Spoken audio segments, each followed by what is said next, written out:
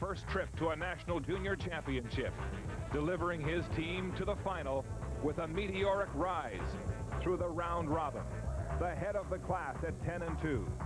Trading places with Scott Pfeiffer, the Alberta third who throws skip rocks with his world championship credentials.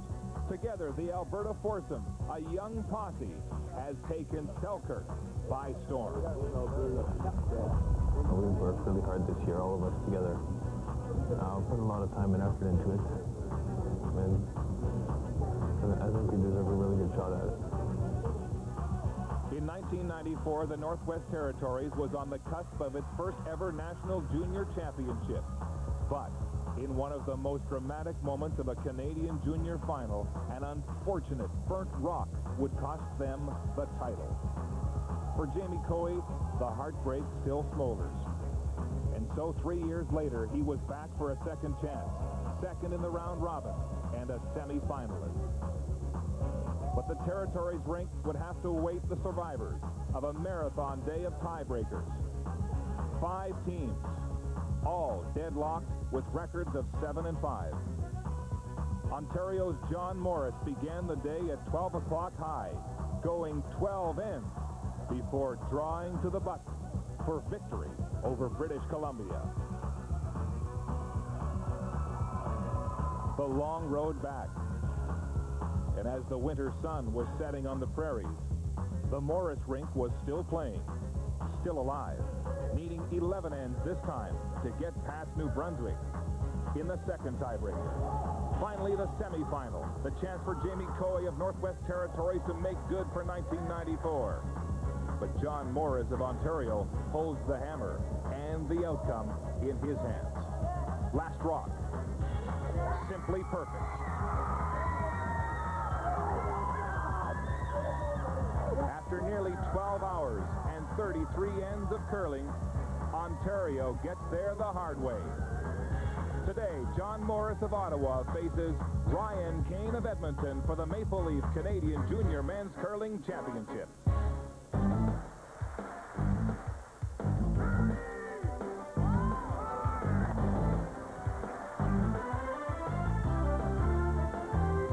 Championship curling on CBC begins another season of champions. It's the Maple Leaf Juniors from the catfish capital of the world, Selkirk, Manitoba. A weekend of championships. Today, the men's final, Alberta versus Ontario.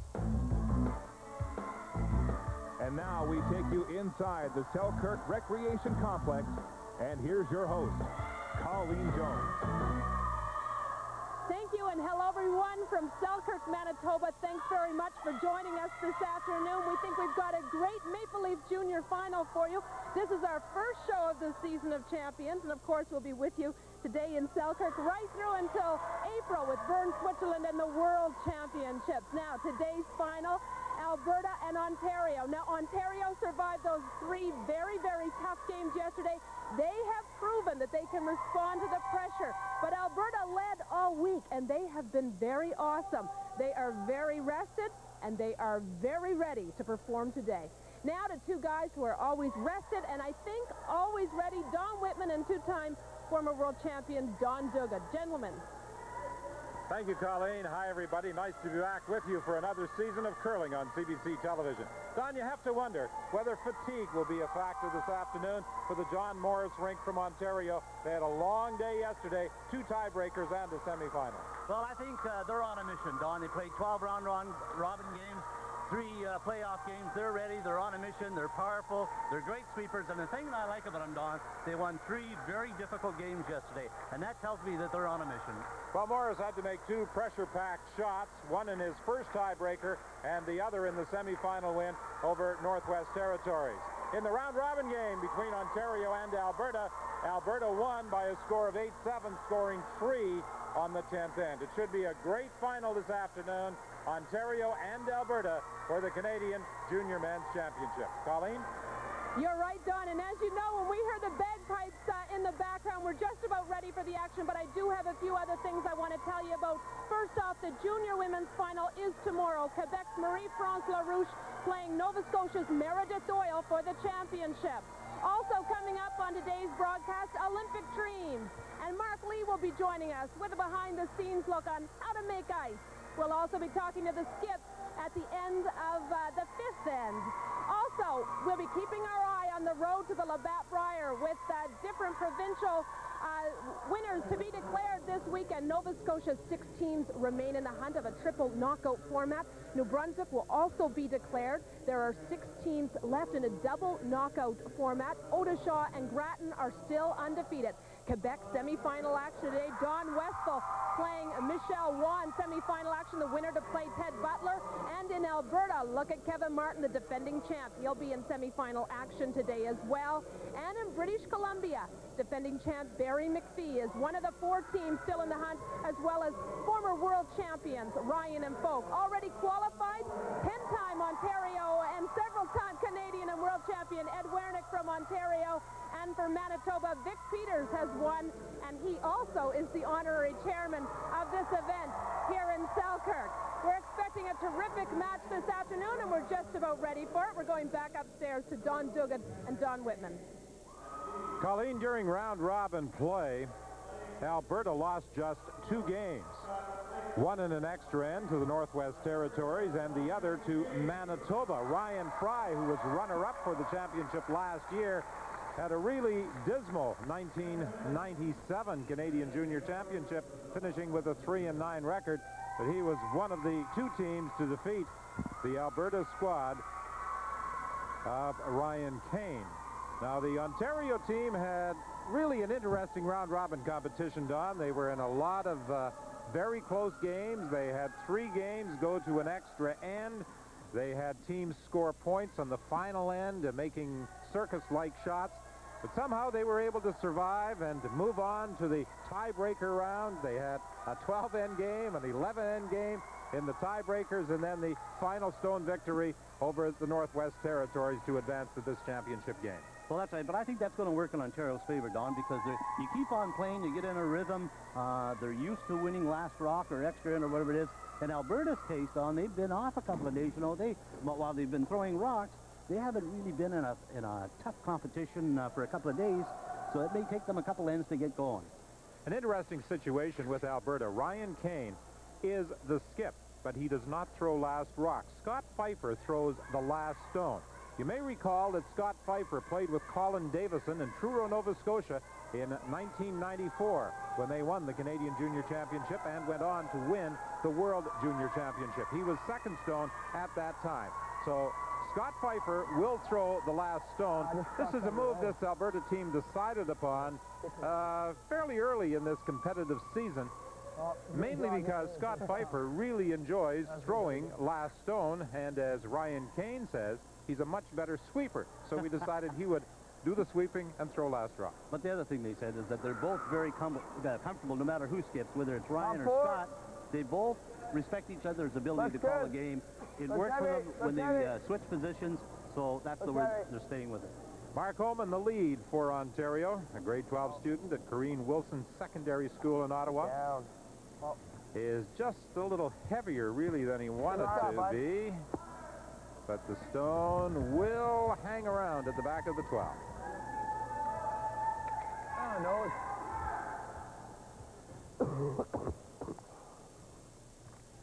The lead man for Alberta, Peter Heck. He was actually born in Toronto. And like the other members of this team, curl out of the Shamrock Curling Club. Last year, one of the host clubs for the Canadian Junior Championship in Edmonton. And because that Ontario stone was in the rings, Peter Heck is able to remove it. That's right. If the rock had been out in front of the rings, they couldn't make a pass at it because it's in the free guard zone. Normal! So now Mark Holman, with his second stone of this opening end, will attempt the removal of the Alberta rock. And the ice running about 24 seconds, right from the very first end. And it stays pretty consistent throughout the game. It speeds up a little bit towards the end of the game, but 24 seconds has been the norm all week. It climbs up to about 26 seconds. That would be rock time from about hog line to tee line. And very good movement to the ice. All the curlers have been very high in their praise of ice conditions in Selkirk this week, whether here at the Recreational Center or at the Curling Club. Here. With the rollout, this allows Alberta to set up a corner guard, so it's a nice opportunity for them to try to score a deuce with the hammer in the first end. Well, ever since the introduction of the free guard zone, and there's so many teams that are of equal ability, they want to get something started, maybe get a little bit of a jump, so they're not afraid to throw up a corner guard in the very first end. The ice is looking really quick already because we saw the first draw of the end go to the back, and now this one. Well, they have the opportunity to practice on this ice surface, and they are certainly aware of how fast the ice is and just how much movement there is. Matt St. Louis will get a corner of that Alberta rock, and the shooter will just hang on at the edge of the 12.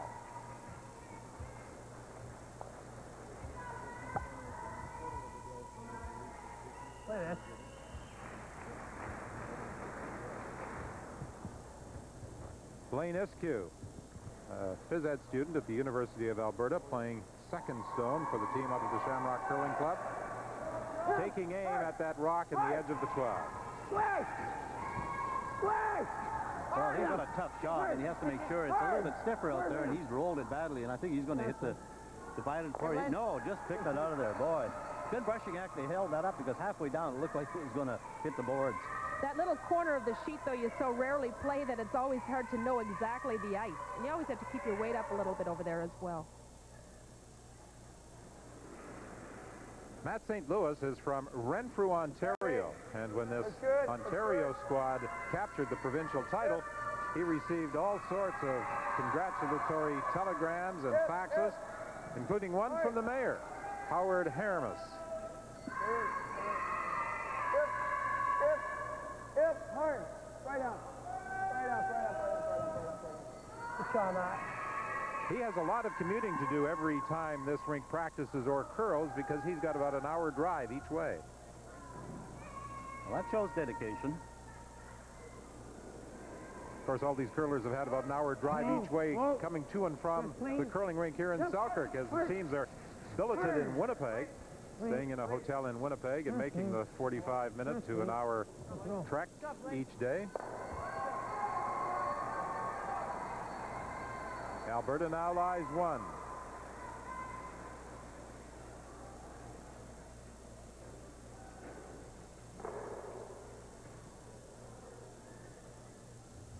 Craig Saville, the 18-year-old third,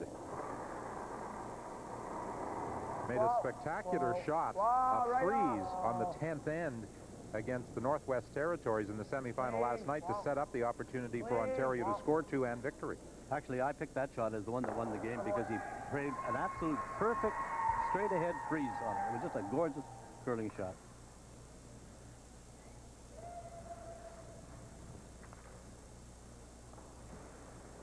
Simply exchanging rocks right now, feeling each other out. 8-7 was the score in round-robin play between these two teams, with Alberta winning.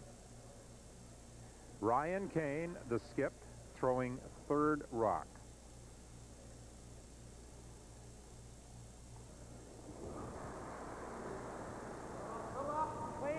Clean it. Clean. When asking Keane and Pfeiffer about strategy decisions, they said they were pretty much on the same page throughout the entire curling year, so there really wasn't a whole lot of discussion about which shot to play. No, they have a lot of confidence in each other's ability.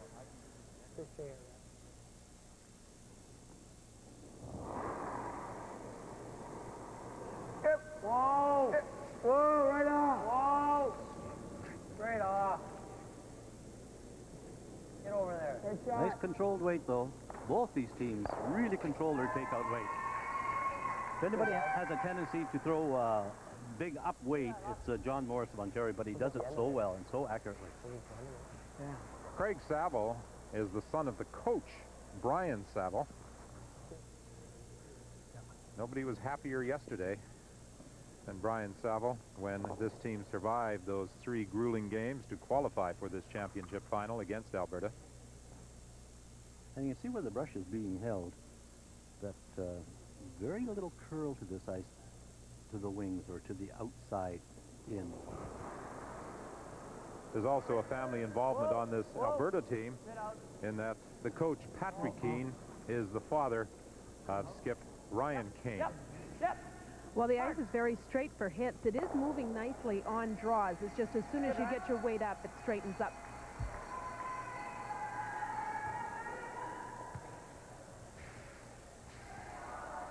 Both teams with a fair bit of support here at the Selkirk Recreational Center. I just got to get a fork in that center. Straighter there when you up your weight a bit.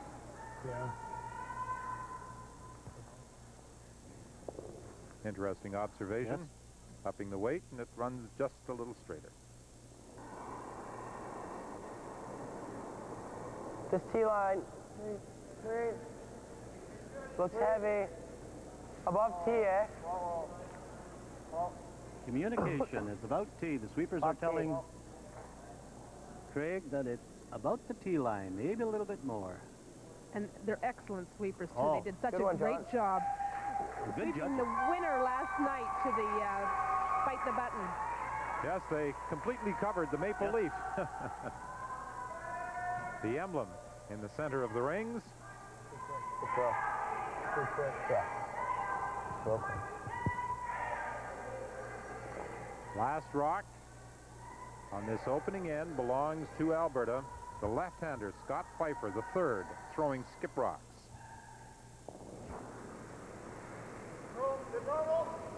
Yes. Yes. Clean. Clean. Clean. Clean. Clean. Hey, so, Scott.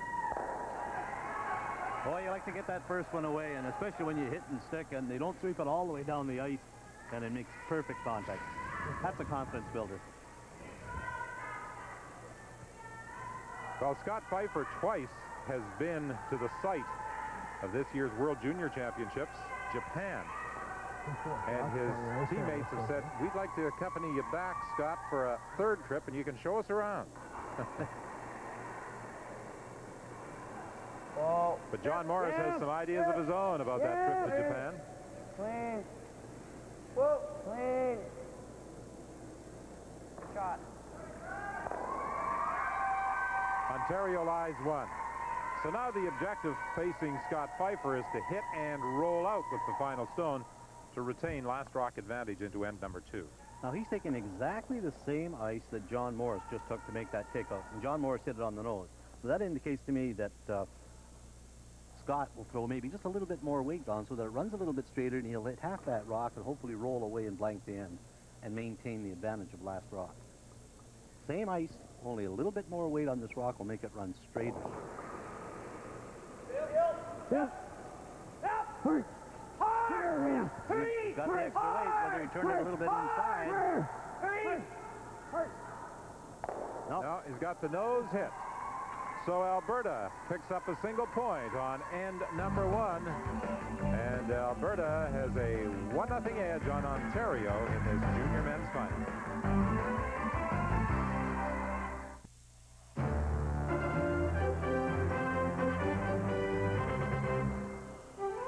The Maple Leaf Juniors on CBC. Brought to you by Maple Leaf Meats, a cut above. By AT&T. In a world of long distance, there is only one true choice. By Canadian Imperial Bank of Commerce, seeing beyond. And by Ford Motor Company of Canada Limited.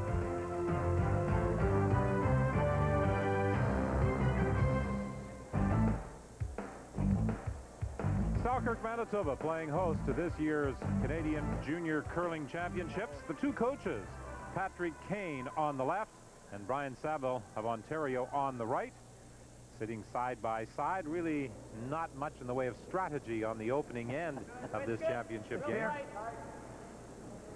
That's kind of an interesting concept, both coaches sitting side by side, and you know, you hate to say, oh, I hope he gets it in there, and feel the other one hears you, but that's kind of an interesting concept. But you know, you got to admire them. They spend a lot of time with our young people in curling and instruction and strategy and getting them to the national level, and they spend a great amount of hours practicing with them, so they're great for the game of curling. Well, these junior curlers play in competitive men's leagues as well, and they all have remarked that one of the big things they learn in playing against the more experienced male curlers is strategy. Yes.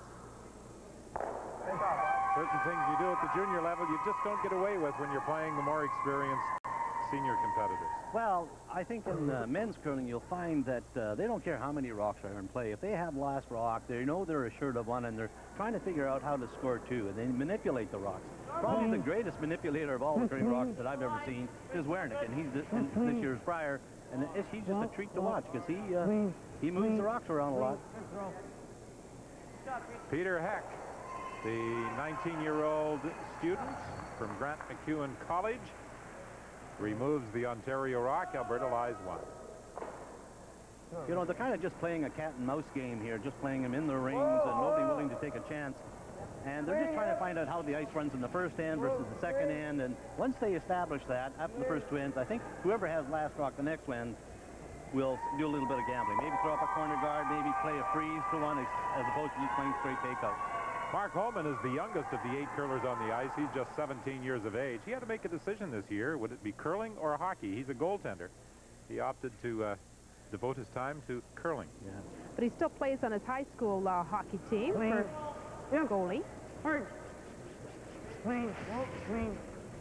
Clean. Clean. Ice running very straight from the outside in towards the center. And they're just kind of breaking down the pebble now. It'll get a little bit keener. The more rocks that go up and down the sheet, they kind of smooth out the pebble so the rocks glide around on top of it. And it'll curl a little bit more and be a little bit quicker. Wow. Right off. Matt St. Louis going after the stone that was just put into the rings by Blaine Iskew. That's a long way out. You know, each team gets 73 minutes aside to complete a game, and if you run out of time, the penalty is you lose the game. But no team's been in jeopardy of time at these Canadian Championships, and you can see how quickly they do play with this wide-open style right now. Yeah, since the imposition of the rule, the play has certainly sped up. It's the best thing I think that it was ever instituted in curling play was the time clock, just to speed people up, move the game along. Well, he's real tight. Make sure it's tight. Curlers are now in the hack, ready to make the delivery rather than wandering from the other end after a conference with the skipper, the third. I think you'll probably find this ice is already running about 26 seconds because when they are calling the rock short, it keeps coming into the forefoot. Blaine Iskew has reason to smile after his stone comes to rest in the top of the forefoot. And the man who is nicknamed the Hitman goes after it, Matt St. Louis, the second for Ontario. Hard. Hard.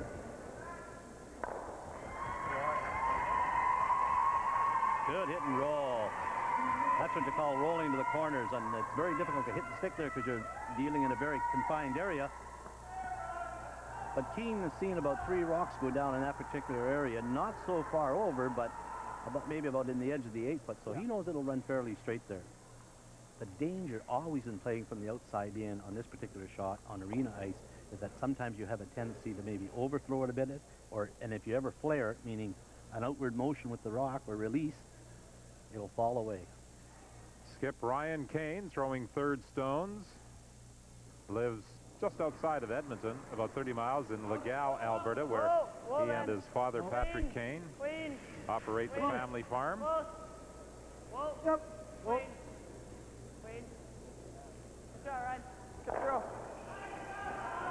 How accurate is that?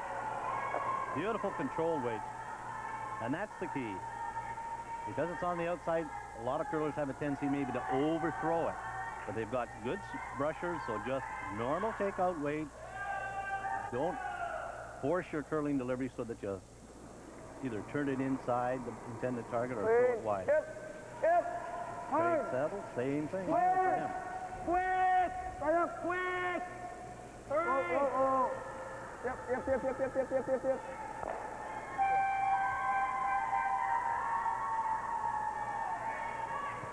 Saville wanted to save his shooter, but it rolls out. I think he was a little bit quieter than Keane, and that's the reason the rock took off a little bit on him, curled a little bit more.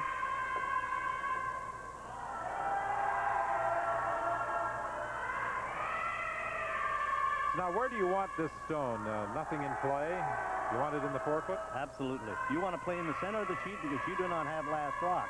If they happen to put this one in the 4-foot and Ontario misses it, then they play a guard, and you really cut off the area where you're going to score a majority of points, the 4-foot area. Funny, because when Keane went down to throw the rock, he pointed to putting it out front.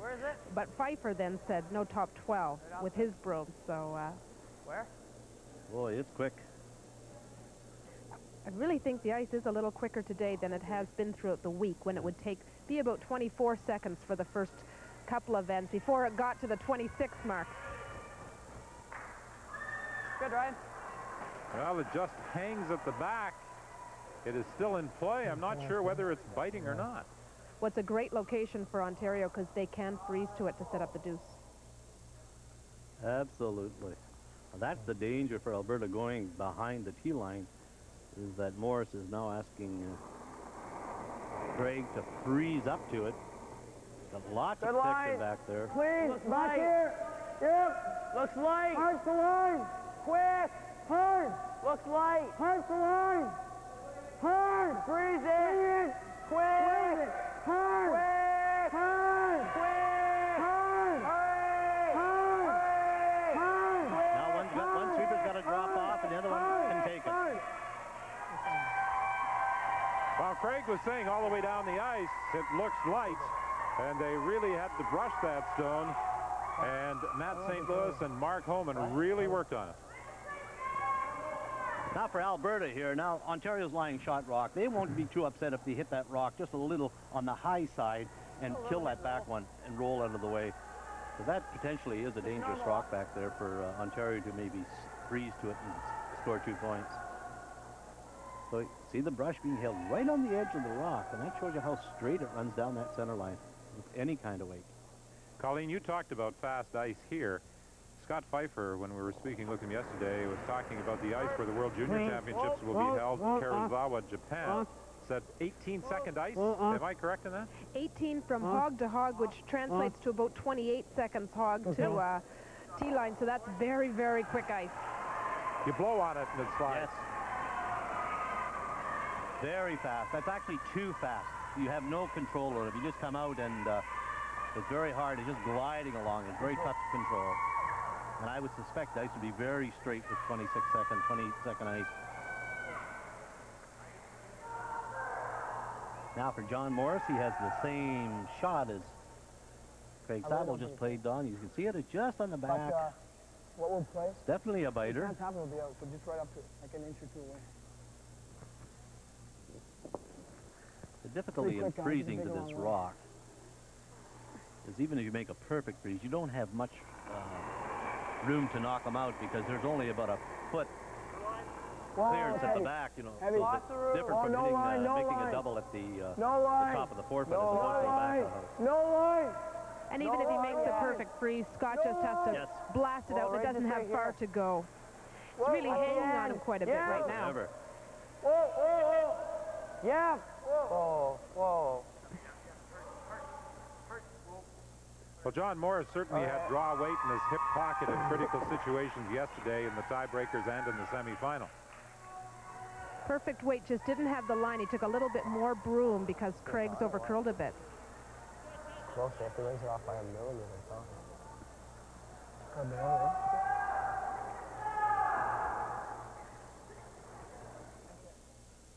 It's close. It's all good or not. One of the dangers is driving that red rock onto the Yellowstone at the back. Well, he certainly cannot afford to hit it on the high side. He have to hit it a little bit on the inside. The thing you'd like to do is hit from the inside and lie to it. That maybe force Ontario to take one. Clean. Yep. Clean. Whoa. Clean. Whoa. Yep. Clean. Oh, clean. Yes. Hard. Hard. Yes. Hard. Hard. Hard. Hard. Hard. Good shot as he pushes it through cleanly. I'd like to have stuck with that one. Maybe a little error in sweeping there. They should have been on a little bit quicker. Might have saved the shooter. Real good.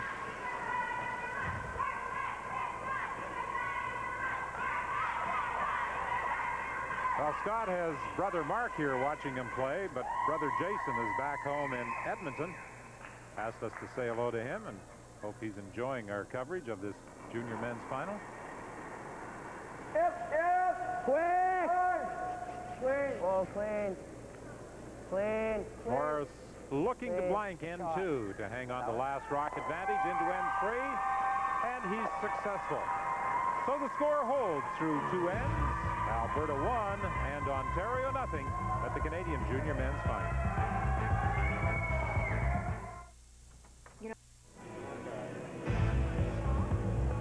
Welcome back to the Recreational Center in Selkirk, site of this year's Canadian Junior Curling Championships. This facility, the home of the Selkirk Steelers of the Manitoba Junior Hockey League. Talking about hockey tonight, Molson Hockey Night in Canada has 3 games for you. Toronto at Calgary, New Jersey at Montreal, and the late game, Edmonton at Los Angeles. Calgary coming off a win over Edmonton. The Edmonton Oilers, a young team with the best record among Canadian teams in the National Hockey League in this 96-97 season.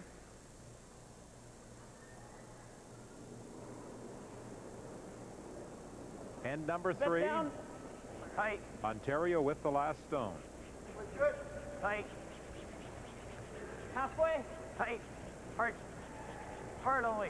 Alberta's decided that they're going to play a rock out in front and maybe duck around behind it, and it'll be interesting to see the call by Ontario's John Morris, whether he goes around and goes to the wings. And, you know, we talked to him yesterday about this, and he is such a confident young man in his ability that a lot of people maybe go to the open side or to the side of the sheet, but he likes to go around those guards, even if they're on the center line.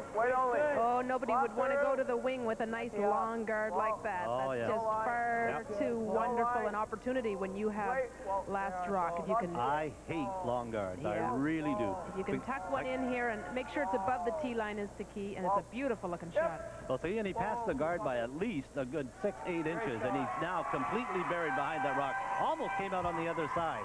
That's the bad thing about long guards. The tighter the rings, you have to be very precise to bury the rock. Well, we may get something going here on end number 3. Through the first 2 ends, it was pretty much a straight exchange of shots. The first 2 stones in play on the 3rd end. It's real good. I think it's there. So really, you know, when you're scoring, you get 4 points for a shot. You may give Peter Heck of Alberta maybe 2 points for that guard as opposed to 4. Maybe only 1 because it's a long way out. Well, mine's good. Well.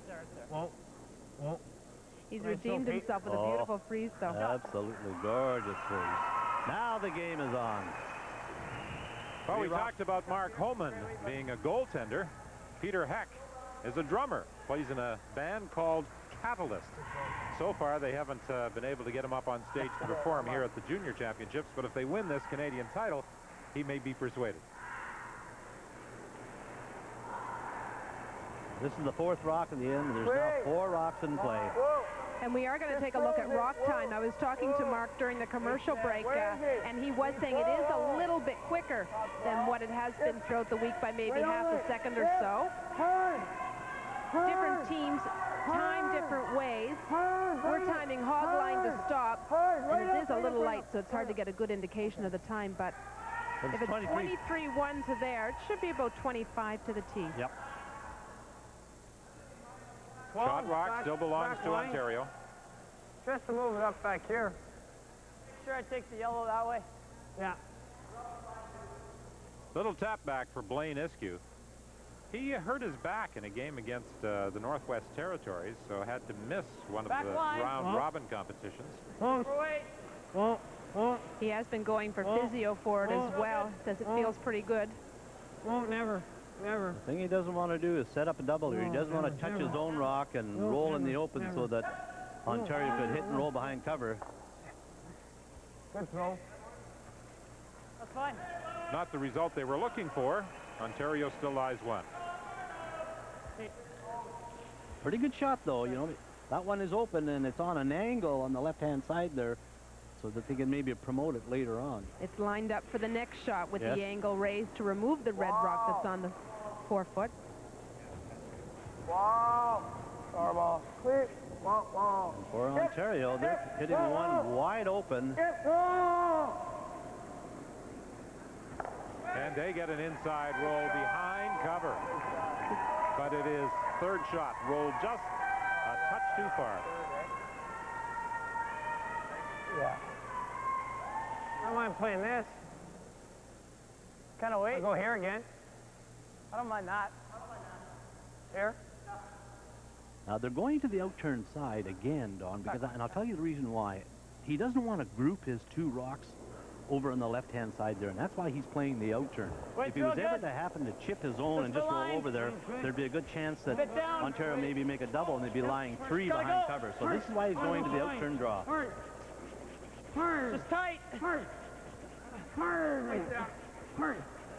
Heck and Pfeiffer really working on this stone, and it's going to come up well short. Okay. So the situation remains the same. Shot rock belonging to Ontario. Second stone, the yellow-handled rock. We're Alberta's. 1-2. Oh, we go. No, let's guard it for now. Let them try. Okay. No, we're 1. This is fine. Yeah. I think we're only 1, eh? We're 1-2. Well, you heard John Morris say we're 1-2. Overhead, it doesn't look that way, does it? No, to me, it looks like he's only lying 1, unless we got a bad camera angle. Want to come in here? They're looking at this one, and to me, this is the second shot rock right here, not this one at the back. But we're not directly over top of it. But to me, it looks like Ontario's only lying 1. This right here, though, Matt. If you're here, it's great, eh? This is great. Well, John Morris appears pretty confident that he's lying too. Yeah. Light's fine, too. Sometimes skips are very optimistic. They're luring the other skip into a false sense of security. All right. Hey, it's no line. Wait close. Good line. Whoa, no John gave Matt many options on this. You can come to the 8-foot, you can come to the 12-foot, you can be light. Well, he doesn't want to be in too deep and kind of stagger them so that it's easy for Alberta to promote the two of them. For sure, he's not second shot now. No, there's not much doubt now about which stone is second shot. Matt St. Louis, a grade 13 student at Renfrew Collegiate, has aspirations to become a law enforcement officer. Yeah, we're second shot now. Got to get a full piece of 4 on the other side. Ryan Keane is saying we're second shot now. I think he was second shot before.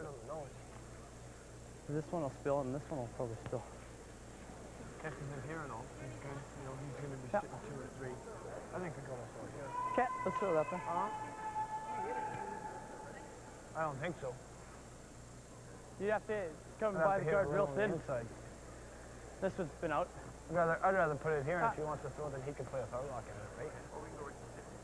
No, I like playing this shot first. Okay. Lots of time here. Okay. Just over is fine, eh? Maybe even edge. Okay. Yeah. Queen?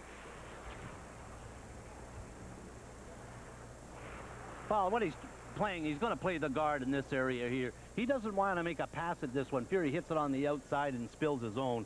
So he's just going to play kind of kitty by the door, play the guard, and say, okay, we'll give you your one this end and get on to the next. Because he's really playing in a confined area there, Don. And if he ever hits the red one on the high side, he's definitely going to kill his own and roll the other ones into the open. So he's just playing a guard. It's a good shot. The danger for him here is that he certainly doesn't want to come in too tight. Whoa, where is it? Got a bit of room. To give Ontario a double bump. Whoa. Go on a curl. Mine's real good. It's right here, guys. Go on a curl. No deeper. You hear him say not deeper. How tight? Where is it? Yep. Hard! Hard! Yep, hard! Hurry! Ooh. Oh, the nice thing for him, he staggered. That's a good curling shot because Alberta corner froze it, Don, and now there's nowhere for Ontario to go. He's going to have to go to the outturn side now. That worked out pretty good. Sure, yeah, it is. Holy man.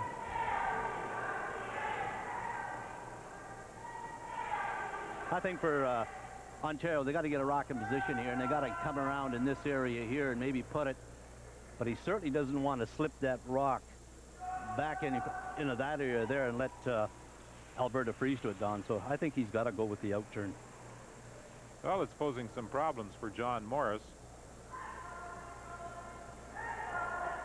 I think if he plays that intern, he's asking for trouble. Is that guarding this side? Let's try to go here. What do they have over here? It's tough. Can they shoot this? It's stupid because if they miss this spill, we have a drop for 2. How can they miss? What do they do? This is going to spill out. We're going to be first shot back here, and I just draw for 2. Okay. You always have to be thinking at least 1, sometimes 2, 3 Absolutely. rocks ahead. We'll see. This is fine. This is fine. If we go right here, we're buried. Yeah, okay, let's go. And if anything, you're here. That's exactly where he has to put it. And you know, it started with the second rock of this end, Don. It'll stay straight, then finish. They threw a long center guard up Alberta. Let the sweepers take it, eh? Yeah. And Ontario went around it. So you have last rock, and you're playing in the 4-foot area, a very confined area, so that it comes down. Sweep this one all the way. You get a lot of rocks in play. It's sometimes hard to get in there to get second shot. That's exactly what's happened here. We're going right around. Can't set up a double, so it can't be heavy. Well, Craig Saville will deliver the stone, but Mark Homan and Matt St. Louis know what their assignment is. They have to be on that stone all the way because their brushing could be vital as to how this shot finishes.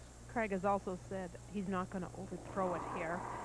So he said be ready to sweep it all the way. Oh, wait, only up the line. Actually, you have to pull this rock just a little bit by the button. Hard! Hard! Whoa, whoa, whoa!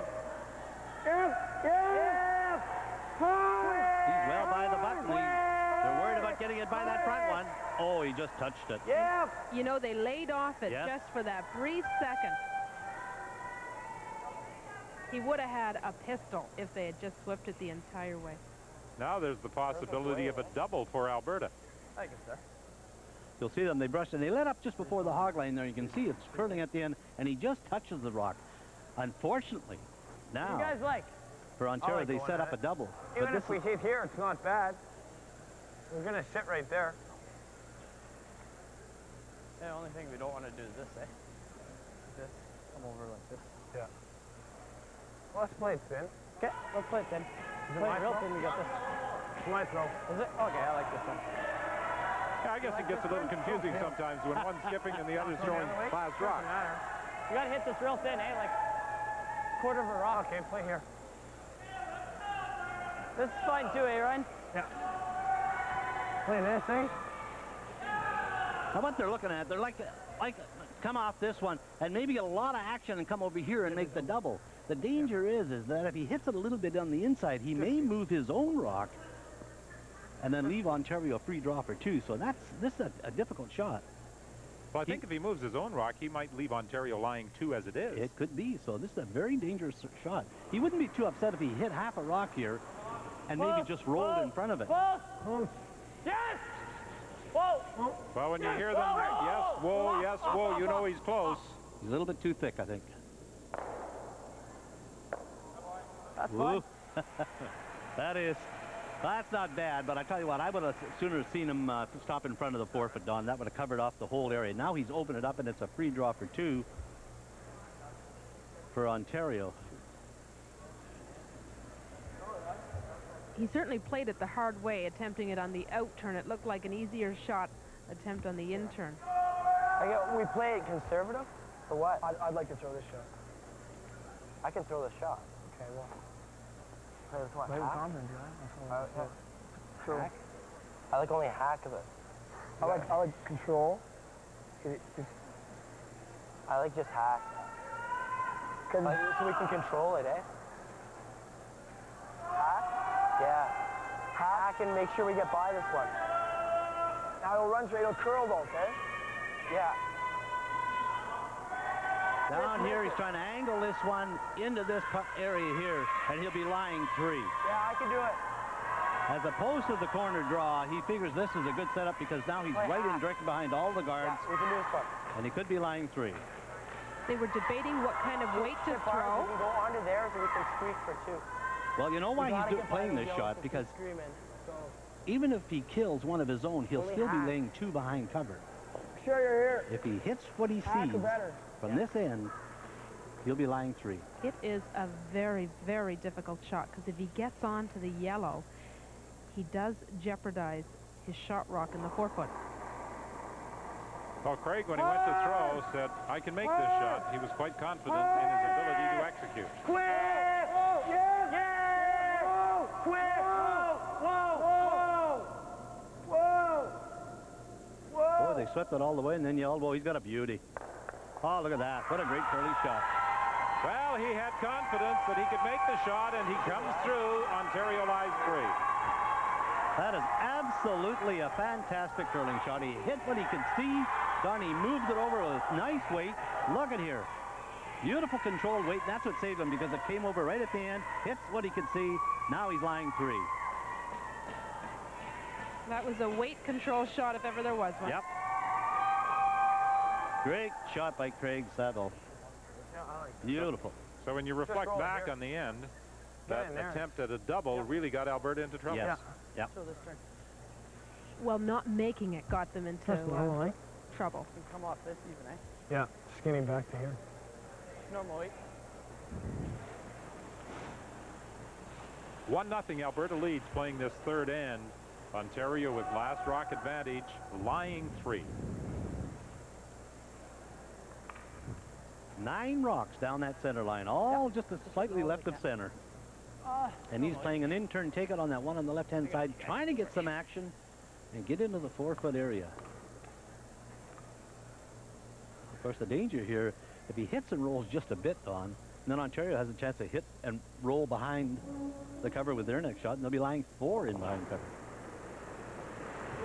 Whoa, whoa, Close, whoa, close, real whoa, close. off. That's not moving for him. It's staying right there. Well, there are 4 yellow-handled stones in the rings, but unfortunately for Alberta, there are 3 red rocks closer to the button. Same thing next time, eh?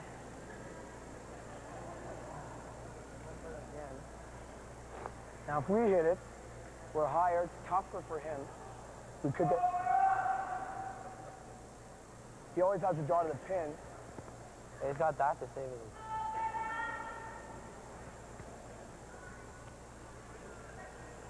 Which is it? I think either the hit and roll or the nose. Which do you want to give him, the hit and roll or the draw?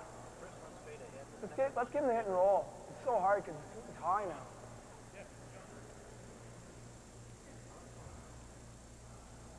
I see if we come around, we go. I think I'd come around. I wouldn't worry about that one out on the left-hand side that Scott Pfeiffer just threw, Don, because I think even if he hits it, it's very difficult for him to roll into the button. This is the one we're talking about here. I think even if you leave this shot for the next time, even if you hit and roll, you'll only roll into this area here. And I think this is why this is the shot right there.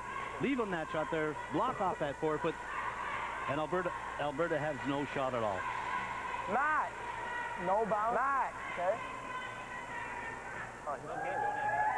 I'm sure bounce cannot be heavy. Heavy's the worst thing. Matt, Mark, right here is good, eh? We can't be heavy. Don't oversweep it.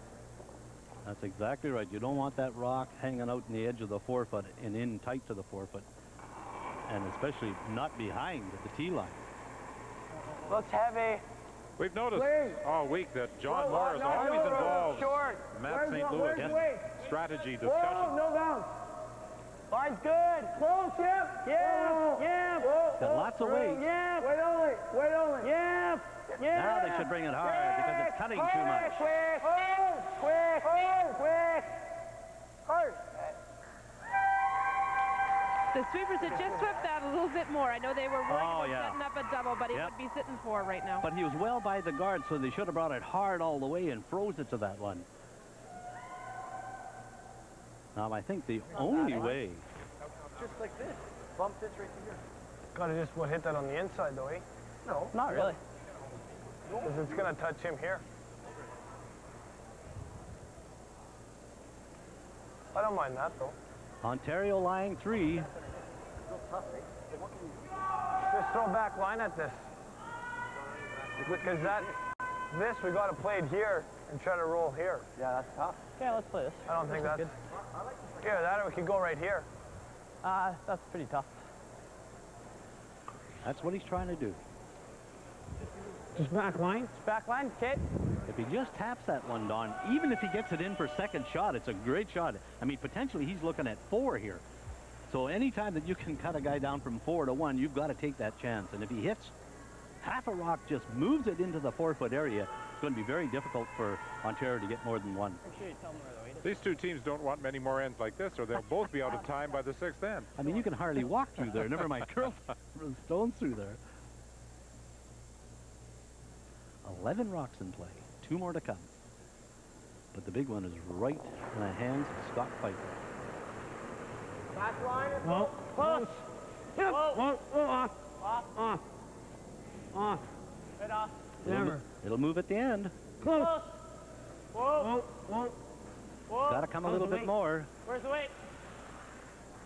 He's close. He's got a beauty. Whoa, what a good shot. Oh, that's a great shot. That is a beautiful shot. Cuts the end down to 1 with 1 stone remaining.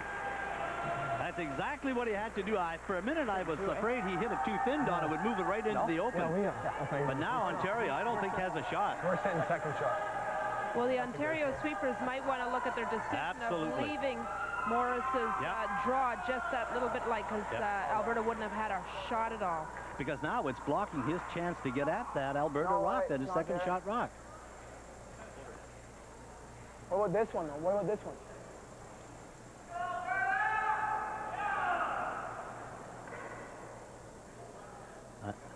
And there you have. This is second shot rock, and there's no way he can come down and get at this one because he'll just drive it onto his own here. 0 for 2. So I think what he's trying to do is maybe raise the one that he just threw, but I don't think there's enough room to come by that guard. He can also raise their yellow onto his red. I believe that's what he's contemplating, to try and get 2 that way. Nah, it's too tough. I like this. Yeah. That's exactly the shot that he's got to play. Just tap it back about 4 inches. You know, you played the whole end to score 2. You have a chance to score 2, and I think you have to take it here. But look at the area that he's dealing in. I mean, he's looking at maybe 3/4 of the rock. He's got to move it maybe 4 inches.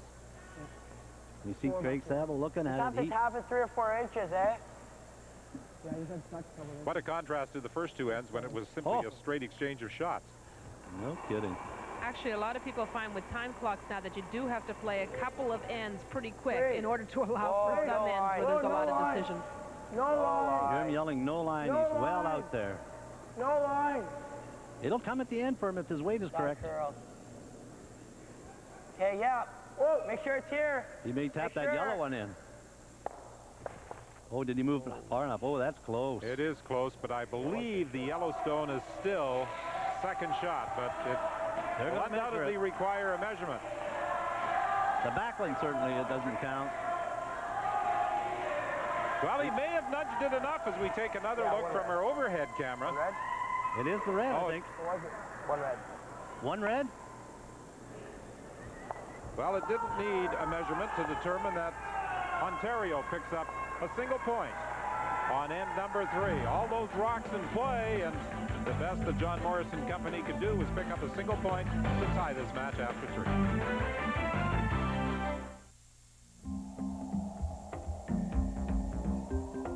The road to full medal status began in Calgary in '88 with curling appearing as a demonstration sport. In France in '92, curling was still trying to impress the IOC brass.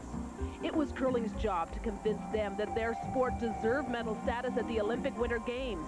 It's a hard thing to do when the Olympic movement has become worried about rising budgets and an already crowded sports menu, but they did it. The way that you get on the program of the Games now is to satisfy the general criteria of the IOC, which includes things like the number of countries in which the sport is practiced. A sport that has both male and female components to it is considered, I think, as a better candidate to go on to the Games program.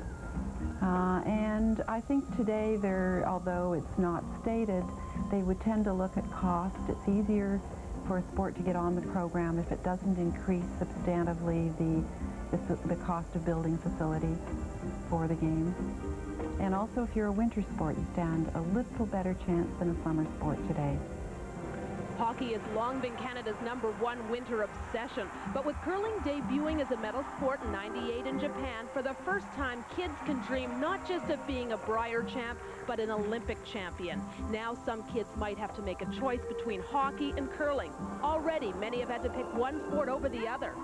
I did make that choice. I guess when I was in grade 9, I gave up hockey to focus on curling. I watched my brother compete in the Nationals for 2 years in '90 and '91. And I really got interested, and I really thought that's what I wanted to do. And I gave up hockey, and I really focused on curling for the next few years. There should be plenty of spin-offs for curling now that it is an Olympic sport. The major impact is that more juniors will take up the game. The teams talk to people, and they're always asking, well, how do you get in curling? Like, being that I'm just from a little town, too, they kind of think, well, you know, how come he's been able to go this far? And being that they're going to see it as an Olympic sport now, that there'll be more and more people trying to get into it. Whoever represents Canada will have a chance at history. The Olympic trials to decide who will play in Nagano will be held in Brandon in November. I think the format that they've come up with the qualifying is great, and I think it's going to allow for a superb spiel. I think I would rather go to that than the Brier, to be honest with you. Other than the fact that not all provinces and parts of Canada are represented, I think it's going to be a really great event.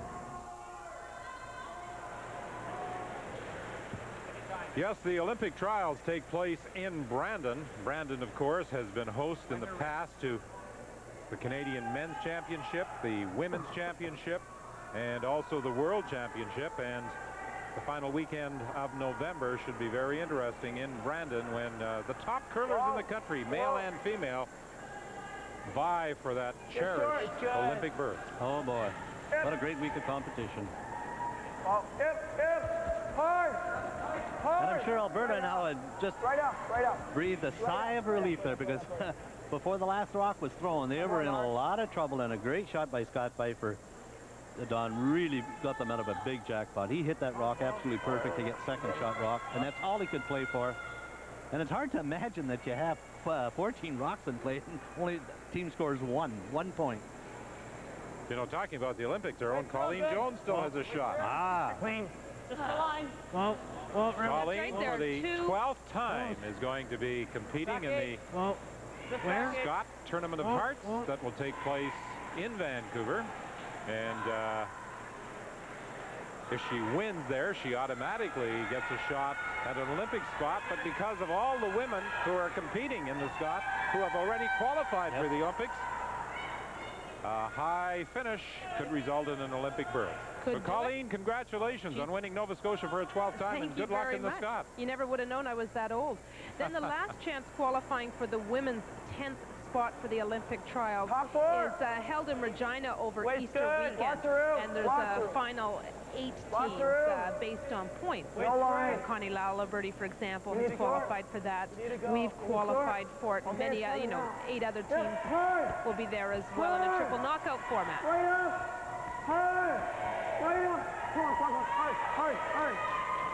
Homan with a draw behind cover to the top of the 4. Ontario lies 1.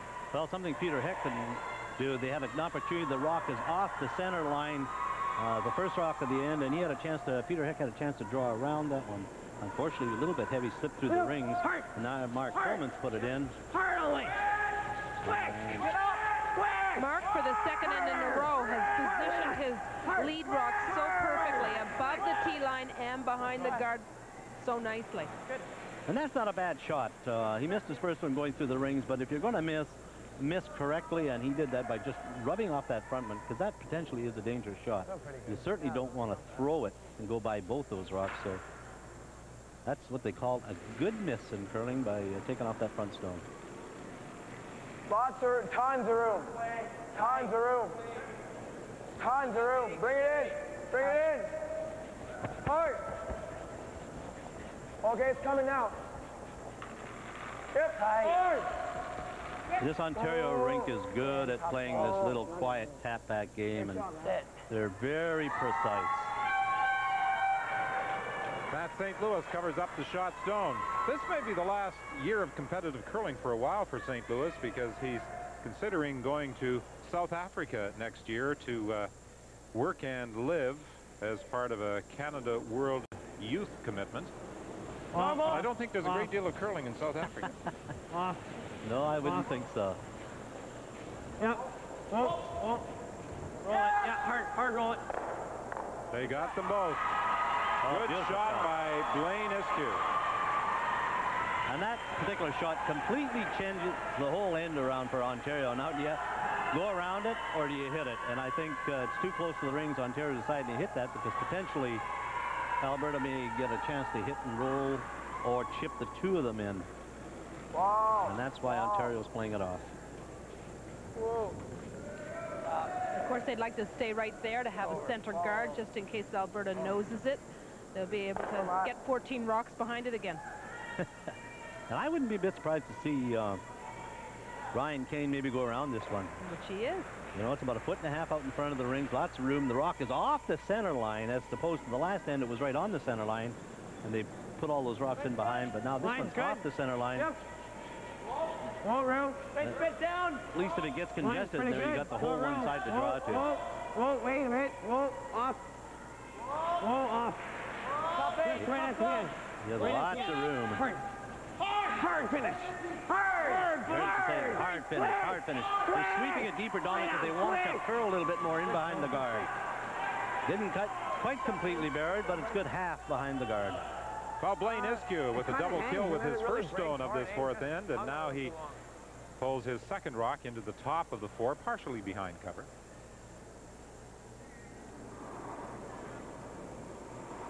Craig Saville, born in Lahr, Germany. His father in the military there. Moved to Canada when he was about 3 years of age. Close, roll away. Well, he's a good thrower, young Craig Saville. He's got beautiful control of his takeout weight. I've never ever seen him throw a really hard rock as a takeoff. And on the right of your screen, Brian Saville, the father of Craig Saville, the military officer.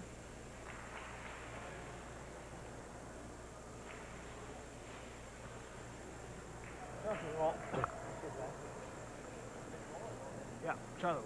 The red-handled Ontario stone, fully exposed on the edge of the forefoot. You know, we talked about family commitment. The father of the third for Ontario and the father of the skip for Alberta. The coaches of their teams. Whoa. Whoa. Ryan Kane's sister, Lori, had a wedding plan for March of this year. But the dates conflicted with the World Junior Championship. You know what changed? The wedding plan. Absolutely. Look at this beautiful hit and roll. Ryan Keane, just a beautiful shot. Good controlled weight. Not only did she have to change her wedding, but the family left her to run their other business in addition to the farm, which is a florist shop. And yesterday being Valentine's Day, busiest day of the year, she's not too happy with her father and brother. It was Valentine's Day. Doogie and I are still waiting for the chocolates, Colleen. Heavy. No comment. Oh, he's throwing this one a little bit outside. You can see it running off the line there a little bit. It has to do some big curling. He's going to catch a corner of it. No, sir. Ooh, that's unusual for Craig to miss a rock like that. Just a little bit stronger, I think, than he wanted. Maybe a little outward motion when he released it. It was a hard shot, though, only being able to see half of it. Yeah. But once again, you know, you want to make sure maybe that you just fix the front one. Oh, yeah. Just the open side, eh? In the background, you see the trophy that they are playing for, the Maple Leaf Championship. And the winner earns the right to represent Canada in the World Junior Championships in Karazawa, Japan, March 19th to 30th. Now, if Ryan Keane wanted to get really aggressive here, he could go around that center guard. But I think he's decided that he's going to take his 2 points here, draw to the open side, Clean. Take a look. and leave that shot on the side of the forefoot for Ontario again. Oh, sit down. Whoa. A little warm. but it will dig in.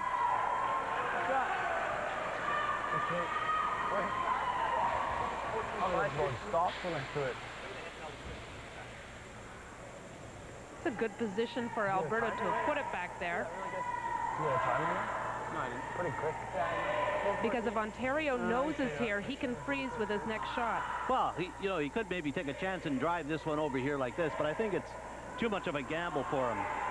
So he's elected to hit this one, but even if he hits it on the nose, Don, I think maybe Alberta will come down and freeze to it and then maybe end up getting 3, and he's going to be maybe forced to play that tough shot. We'll just see what happens here if he hits it on the nose. Well, there's the nose hit. Now you have two choices, either go around. Hey? Or do you just exchange stones? Yeah. Well, obviously he's just going to exchange shots, and this really surprises me that he's playing this hit, because there's always the danger he could hit and roll out. Ontario would draw around that guard, maybe get it, even if they don't get shot rock and put it on the top of the forefoot. How does Alberta score 2? Like, to me, I'm not really in favor of this call here. Unless he's thinking he can hit this one and roll behind cover again. Clean. Clean. Clean. Yep. Scott Pfeiffer throwing last rocks for Alberta. Looking to hit and stay to lie 2. Clean right up. Good throw, Scott.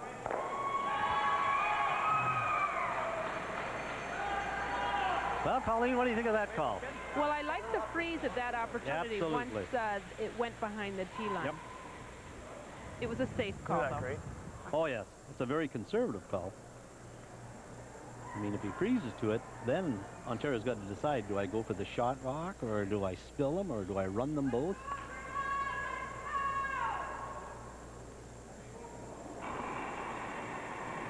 John Morris just hoping to hit, stay on the nose, and of course what he's hoping for is Alberta hit and roll out. However, in a tied game, a deuce is big. But 3 is bigger. Isn't it just? He rolled over a little bit, maybe a little different path. But an opportunity to pick up a pair with last rock, and that's what you play for every end, is to get more than one. And there is the opportunity here for Alberta with Scott Pfeiffer throwing the final stone. In the round-robin game between these two teams, Ontario, after 3 ends, led 5-2. At one point, they had a 4-point lead. But then, leading by 2, playing the 10th end, Alberta scored 3 for an 8-7 victory as they went on to finish atop the round-robin standings with a 10-2 mark. Clean. Clean. Whoa. Clean. Clean. Clean. Clean. You know when they say clean, it's very close. It's starting to move on him.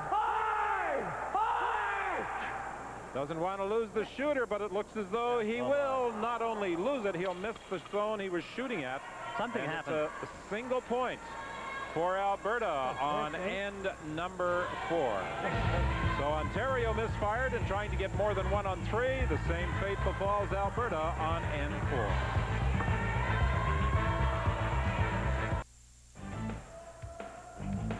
You're watching the Canadian Junior Men's Curling Final from the Selkirk Recreational Complex. Alberta leads Ontario 2-1 as we get set for the 5th end.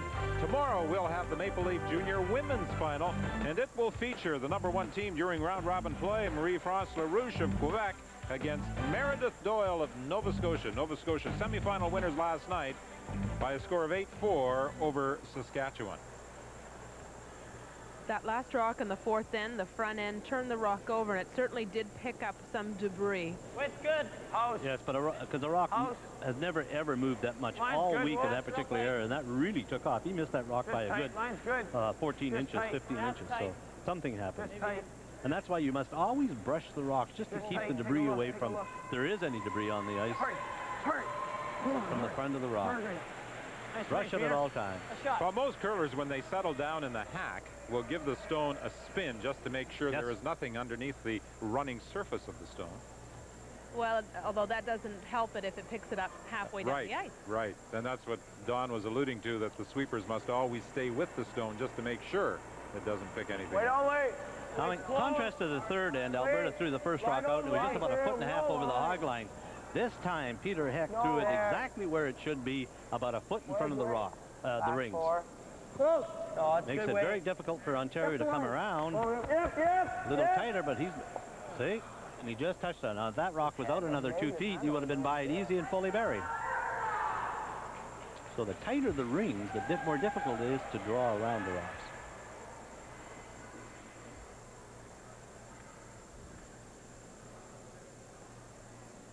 You know, basically, these two teams are very, very even. Ontario with the top shooters all week in every position, lead, second, third, and skip. But Alberta's a very polished team. Very compatible, make all their shots. Ontario played 81% for the week, and Alberta was right behind them statistically at 78%. That's not a big difference between the two teams. But then when you look at their round-robin records, 7-5 for Ontario and 10-2 for Alberta, and you wonder what happened to Ontario. Well, you know, one game in the round-robin, John Morris of Ontario curled 96%, and he lost the game. The previous game, the game before that, he curled 56% and won the curling game. So it depends on what shot you make and what shot you miss. Yeah, but at 96%, you've only missed one. Yeah, that's exactly right. So you... Go figure. Yeah. Sometimes stats are for losers. Oh, they were trying to get the roll behind that center guard, and it's going all the way through.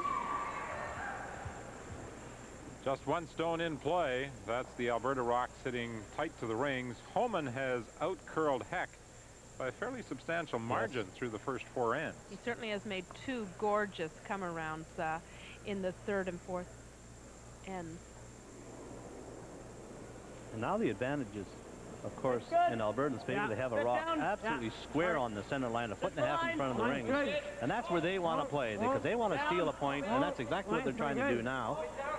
And come around that center guard. Hard line, hard line, hard. Just tight. Just here, just here. Okay. Well, 2 stones now belonging to Alberta in front of the rings.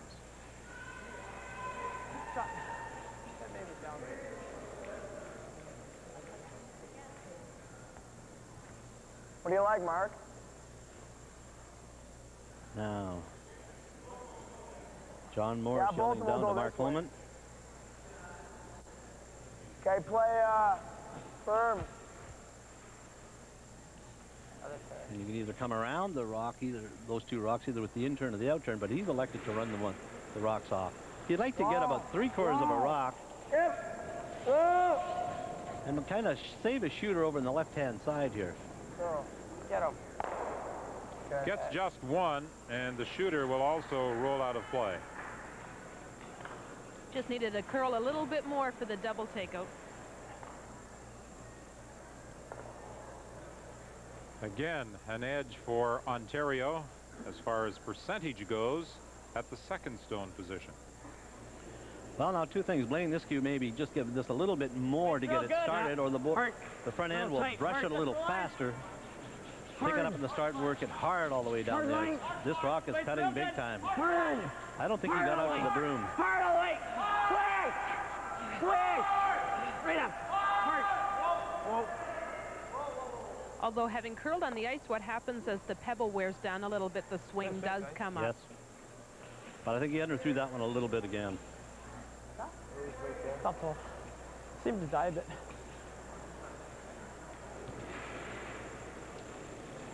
Now this could be what you call a follow shoot through shot. If he hits one and hits the other a little bit thinner, he could end up in the rings. No. No, he went the wrong way. He went up instead of down. But if he hits that a little bit thinner, he could tick off both of them and come right into the rings, into the 4-foot area. Matt St. Louis is nicknamed the Hitman. He loves throwing that big weight.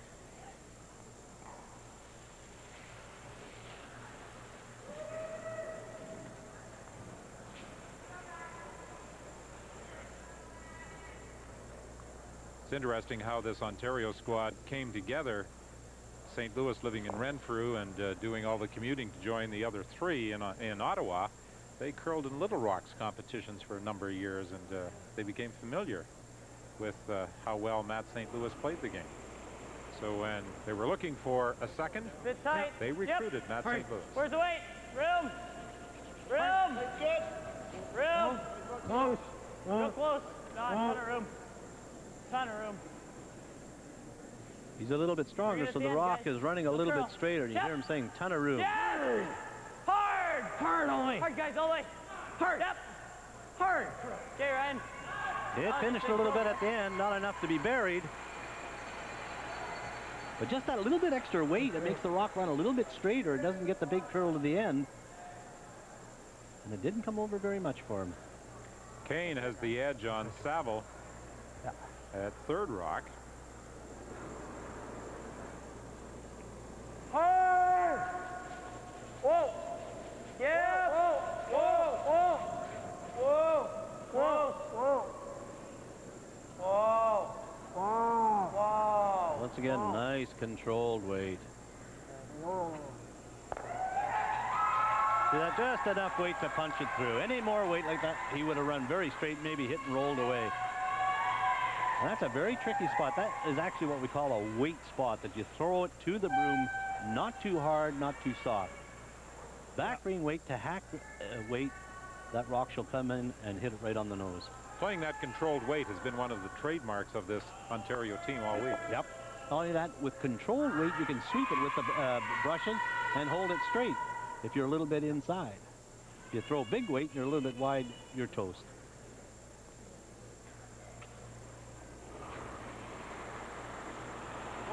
Whoa! Beautiful curling deliveries on all 8 of these players. Never. Yep. Whoa. Whoa. Whoa. Whoa. Whoa. Off. Curl. Got enough of it to remove it. Can he save the shooter? No. No, the bad thing about rolling out now, Ontario will definitely go around the guard. It's amazing, the little bit difference of weight. Yes, makes a big difference in that spot. Huge difference. I just thought it would curl more. Okay, boys. And you can see where they're taking on the edge of the forefoot to get on behind that guard, which would mean it's cutting about 3.5 feet. 3 to 3.5 feet. Well, It also depends on your release. Wait only. Outside. Lost. No line. Negative line. Hard then. Make sure it's there. Stay short. Top 12. Top 12, you hear? Great communication between the holder of the broom and the brusher. Yeah. See? Brusher said top 12, and that's exactly where it is. You don't think they understand this curling game? Boy, they do. Good communication. And you have to do that. Because if you say back 8 or back 4 foot, then the holder of the broom or who's ever watching the rock come down the ice can make a decision whether he's going to take it deep into the house or leave it up high. That's why I like that away. Put the button, but it won't power more. That's why I want to get away. It was cutting at the end there? No. Yeah, it was. But you were on the broom, guy, and with light weight, you still have tons of room. It's lighter weight. Well, you can see where he's holding the brush right on the edge of the rock. Clean. Clean. If Scott can nose here, then Ontario, when they hit it, won't be in the rings. And then for Scott's next shot, he's going to be able to play the out-turn come-around. Curlers are always thinking a couple of rocks ahead of themselves. Okay, tough decision here now for Ontario. Do you hit that rock or do you go around the center one? Because if you hit and roll out, for sure Alberta's going to go around the rock with the guard with their last rock.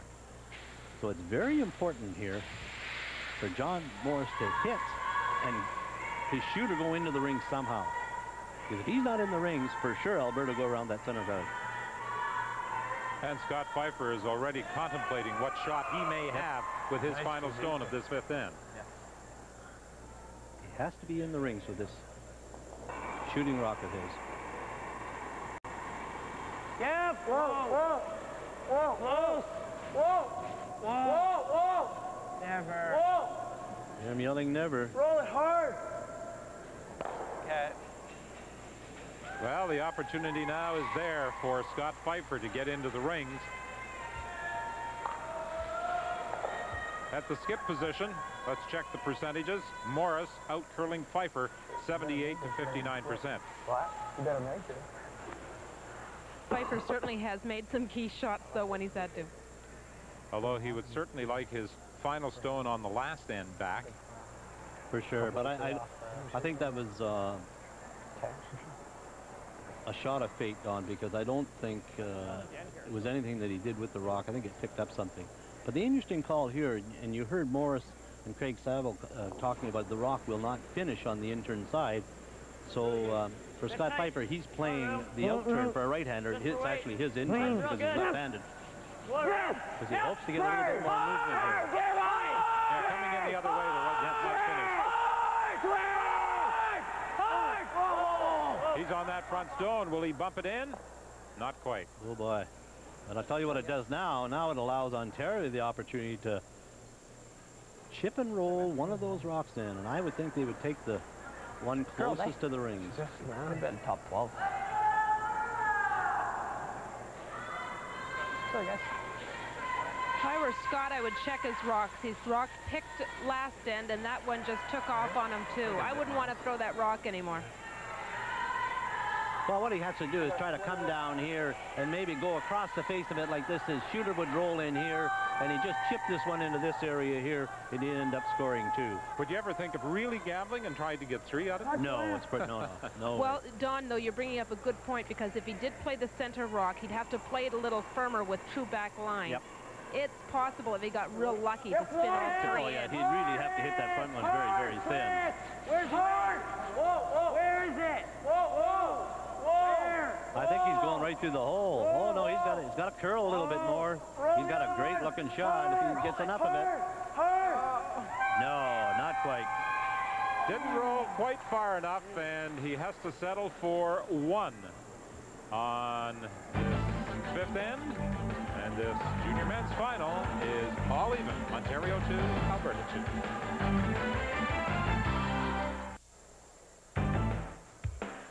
Welcome back to Selkirk, and that is one big catfish. Did you know that Selkirk is not just the catfish capital of Canada, but also the catfish capital of the world? I'd hate to be hooking that thing. We're tied at 2 between Ontario and Alberta after 5 ends of play. And joining me is the, we'll take a look first of all, though, at the scoring for Alberta. After 5 ends of play, they scored singles on the 1st and the 4th ends to be tied at 2. Back end joining me, Scott Pfeiffer throwing the skip rock, Ryan Keane calling the game. Tell me about that huge rock of yours in the 3rd end, where you really prevented a 4-ender for Ontario. Yeah, we really saved our hides there. If I didn't make that, they were going to get 3 or 4. And he did have a shot for 5, but I think I would have played the tap back for 2, and he only came up about an inch short. That was a game saver. You really had to make it. What were you thinking when you went down to throw it? Well, I thought if I make the shot, the momentum's on our side, so... And you liked it. It was a gorgeous shot. Ryan, how are you planning to play it the rest of the way? You've got the hammer going into 6, and you're tied at 2. We'll play conservative anyways. If we get our chance, we'll go after it, that's for sure.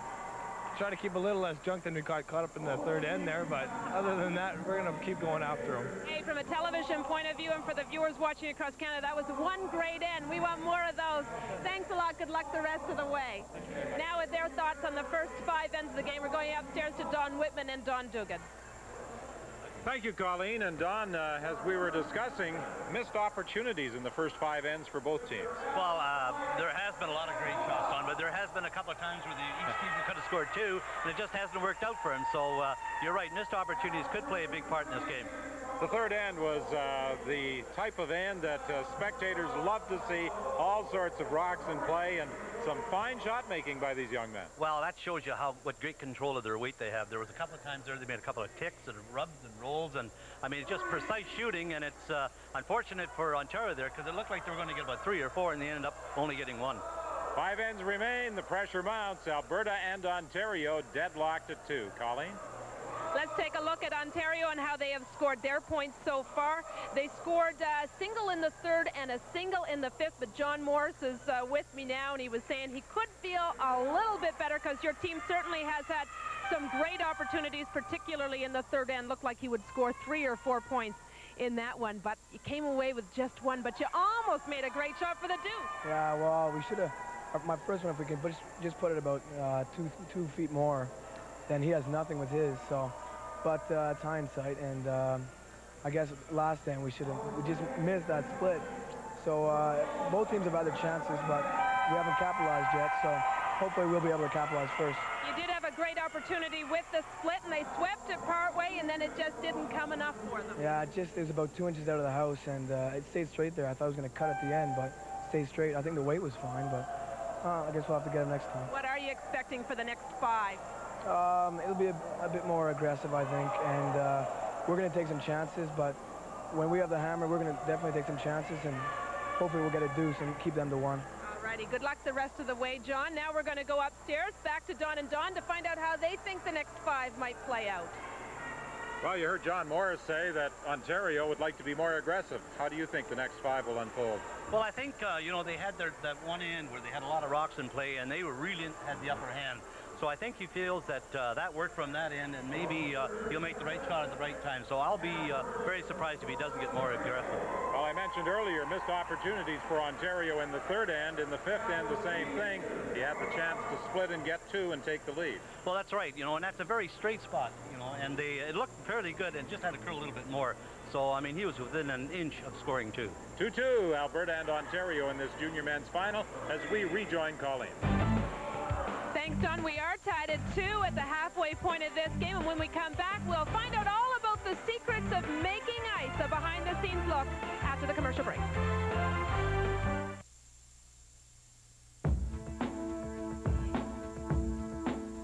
Here in Manitoba, we know ice. We know ice for 6 months of the year. Okay, maybe 8.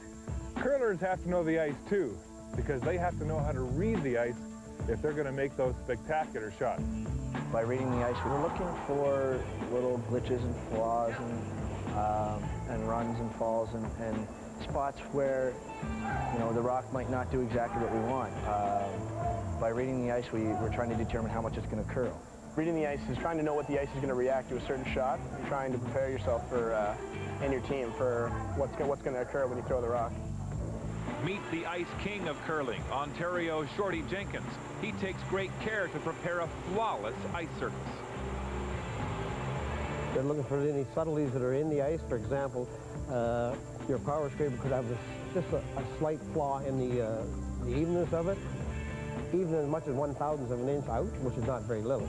But it'll leave a little trough or a little run in the ice, a little spot where the rocks will run straighter. So this is what we call reading the ice, finding those little spots in the ice. Here in Selkirk, Hans Wuttrich is a master craftsman. It's all in the wrist action as he pebbles the ice. Water droplets form a pebble grain, allowing the rocks to slide with less friction. There's a lot more to making ice than meets the eye. Well, I guess the biggest difference, if you're talking about differences of curling ice, hockey ice, figure skating ice, biggest thing that we have to worry about is that the area that we play on is flat. Obviously, a rock will find any little spot on the ice that's not flat. And if that happens, the rock will do funny things, like it will either fall, go on top of a hill, or come down a hill, and it'll curl more or go straight, you know, or that kind of stuff. So you have to be very, very careful that you get a flat surface, flat playing surface. Computer sensors monitor ice temperature and relative humidity. Readings are taken every 15 minutes. Players really won't complain about much if they have consistent ice. If they come out there and they throw the first rock in practice and they get 23.5, 24.5 second ice, it's consistent, it curls the same, then they'll be happy. Then you have nothing to complain. So our job is to make sure our scraping patterns change continuously, that we watch how many people we have, we watch what the ice temperature is so that we can adjust with pebble temperatures, and you know, basically keep the curl and the speed of the rocks the same. That's our biggest job in the league. I'm going to go get another cable and replace. And that is Eric Munford. He's handling the pebbling today here in Selkirk.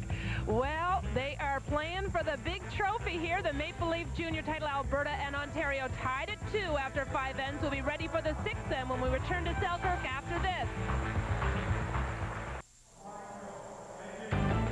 Welcome back. That's historic Fort Garry near Selkirk, Manitoba, site of this year's Maple Leaf Junior Curling Championship here on CBC. Thanks for joining us today. We're all tied up at 2 apiece between Ontario and Alberta at the halfway point of the game. Yes, Lower Fort Garry, just outside Selkirk, a national park and many visitors pass through its gates each year. You know, it was 32 years ago today, Don, amid a fair bit of controversy, that the maple leaf was unveiled as our national flag. I remember it well. And very proudly, one of these teams will be wearing that on their back when they head to the World Junior Championships in Japan, March 19th to 30th. John Morris of Ontario and Ryan Keane of Alberta deadlocked at 2. Well, everything seems to be very calm and composed on the playing surface for the 8 competitors. I'm sure the 2 fathers, the 2 coaches sitting in the stands, are really churning inside at this moment. Well, they really are, but they've been used to it, Don, because I'm sure they've seen their team come through some very tough games, and not only in this round robin, but through the provincial playdowns. And, you know, both teams are playing exceptionally well. Both teams had a chance to score deuces, and for one reason or another, a wide open miss by Scott Pfeiffer, and of course John Morris there trying to chip and roll one in, which is a little bit more difficult shot, never paid off. So the game is very even between these 2 teams, and it could end up, a break could decide this game, and I think whoever has last drop on the last end stands a very good chance of winning this game. So it's now not only shot making but strategy to maintain that hammer playing the last end. Well, that's all you want coming home, is to have that hammer and a crack at winning. Maybe down 1 or 2 or up 1, ideally up 5. Team percentages dramatically favoring Ontario at this stage, 81 to 70%. And that kind of a spread in stats will usually show up on the scoreboard, but the key shot was Scott Pfeiffer in the 3rd end with that lovely tap-up to prevent Ontario from scoring 4. Yeah, Ontario's had 2 opportunities in the 3rd end and in the 5th end to get more than 1. Of course, Pfeiffer had a chance on the 4th end to pick up more than 1, and unfortunately for Alberta, his stone seemed to pick up something. Control. Whoa. Yes, and talking to him at the 5th end break, it picked up blue fuzz from the carpet that surrounds the the rink. Just clean. That's fine. Control. Last year, the Canadian Championship held in Edmonton, and the Shamrock Curling Club, where these 4 young Alberta curlers hail from, was the site of the activity. Normal.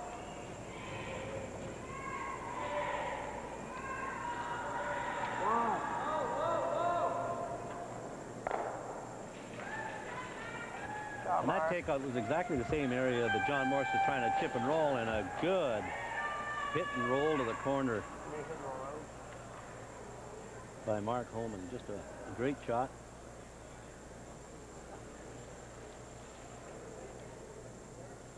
And now Keane really has control of this game because he has the last rock playing the even ends. And he's not taking a chance. He wants to hit and stay right there, maybe force Ontario to make a pass at it. The rollout, of course, allows Ontario to set up that center guard right away. While Ontario and Alberta battle for the Canadian Junior Men's Championship, briar spots are up for grabs in some provinces today, and we'll continue to update other curling activity as we move along through the final 5 ends of this junior championship. None to update yet, but there are 5 provinces playing off their provincial tankard. The road to Calgary. Already looking like an impressive field, too, with Vic Peters and Ed Wernick, both former Canadian champs back. Vic Peters, the honorary chairman here at the Canadian Junior Championship. And a member of my home curling club, the Granite Curling Club, of course, in Winnipeg, and great curler and a great ambassador for the game. You won't find anybody nicer than Vic Peters or Eddie Wernick, or 99, 44, 100% of the curlers.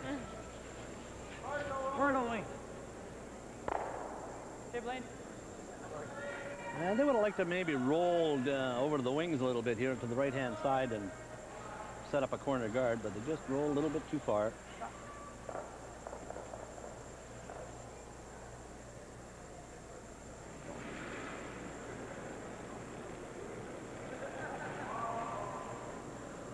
During the week of round-robin competition, there were a number of cold rocks here in Selkirk.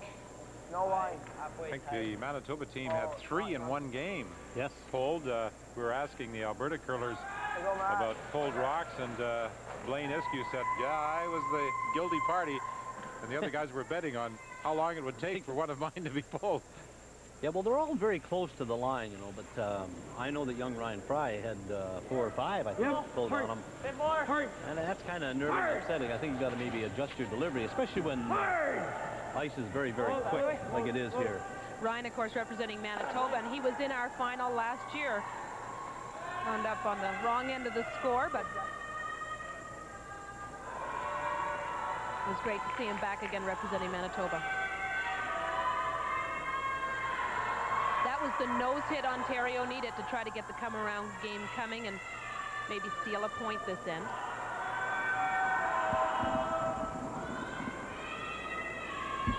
So Craig Saville will attempt to come around that center guard. And there's lots of room in that rock as well out in front. Room. Close.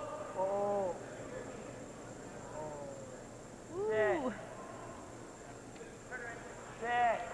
Seemed to pick up a little speed as it hit the rings. Comes to rest at the back of the 8-foot. Ontario lies 1. And for non-curlers, the problem with dropping it behind the tee line going a little bit too deep is that Alberta can freeze to it now. Well, that's right. If that rock is that much in front of the center line or the tee line, you cannot freeze to it because you would not be shot rock. I don't mind that either. Yeah? Even if we get rid of this. Okay. If you guys like that. There's lots of Are we time. playing for straight back, though? Yeah. Okay. You know, and that's why they're playing the run back. If this was Don't your wanna. Oh, that's 15, Skip's first rock, you may come around on top of it. But you do this, Ryan. This is a good shot. Good, too. Yeah. Even if he hits it and leaves to the corner, that means that Ontario has to put up a perfect guard. Which they're very capable of doing. This is certainly the better call. So we take a look at the time clocks. 73 minutes aside to complete the game. So both teams are pretty much right on time. 37 minutes and some change left. It works, the time clock's just like in speed chess. Every time you have control of the ring, your clock is running. And when you surrender control of the rings, the other clock starts right away. Well, they changed their mind, I guess, and decided to go around this rock. Boy, they might have left this too long. Oh, he's got a beauty. Oh, what a great curling shot. That is wonderful curling. Look at that. And not only that, he's well over behind that guard and may force Ontario to play the in-turn draw that doesn't curl very much. I think that out-turn has a little bit more movement to it. You'll see it here. That great bushing and a great call to squeeze by that front guard. It was much better than the run back. That run back was a long way away. Well, that was the initial call, and then they opted to play the draw. And Scott Pfeiffer said, even if you nudge that stone out front, it's not all bad. The advantage for Craig throwing this rock is he just played the shot. Well, that's right, and he's well by the guard. Now it's just a question of whether he's got enough weight to get there. It's a little light. He's close. Just a little light. Still a very good position. It's going to be very hard for Alberta to score their deuce.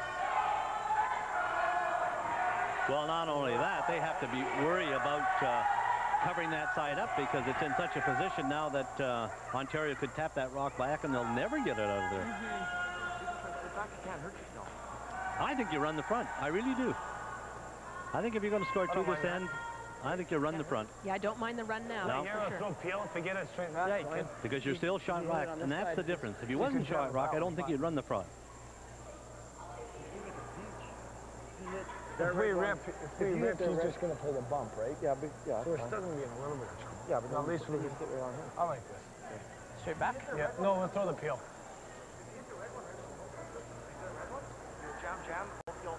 As long as I don't hang out too much, I can push them for shot wrong. What do you like?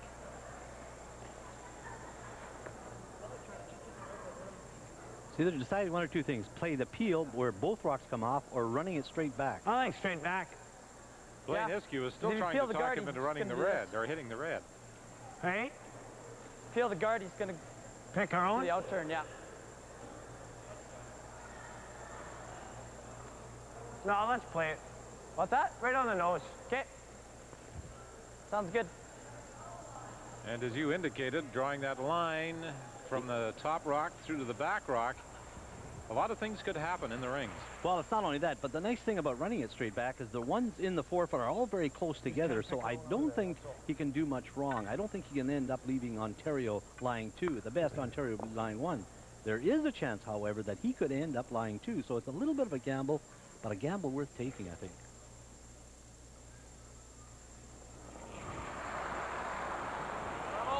Whoa, close. Whoa, whoa, whoa, whoa. Whoa. Might as well play the peel now, because I don't think it's going to come. Just peel it. Just over to straight. Oh, that's good. Nice shot. See, and the reason he plays that shot, Don, now, you see, he still shot rock, and that's forcing Ontario to come into the rings. And if Ontario comes into the rings, there's going to be a couple of rocks bunched together that he may be able to play a double and end up lying 2 anyway. And that's the beauty of that shot. And that's the beauty of him having shot rock and not second shot rock.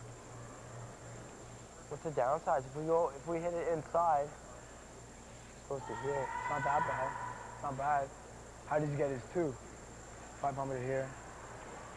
Even if you freeze it right here, we're gonna sit here. No, I'll just hit it off nose, roll it here, be frozen there, it'd be perfect. Because the angles would be bad on this. Sucks if you hit it on the nose. Then we go right here. He throws a double. What's wrong with that? Throws a double. There's a double, and he's got this. This will jam.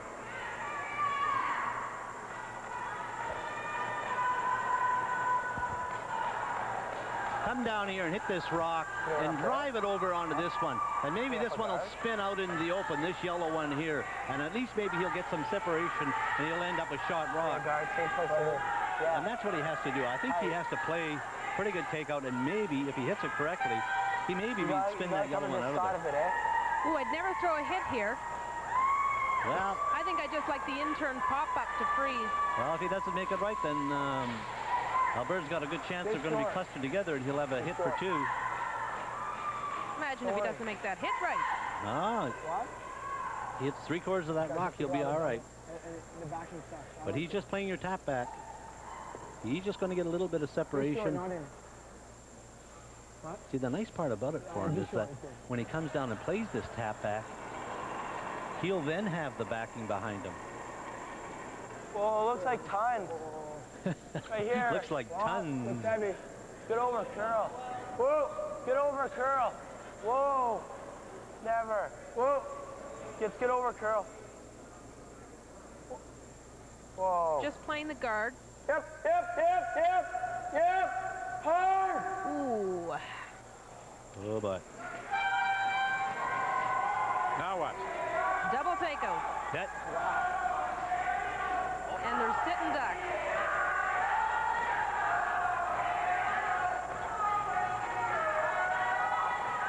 If he does a double, he'll set you up for a double, eh? There's no double because you're the first. Guaranteed there's no double. Well, if he gets those 2 out.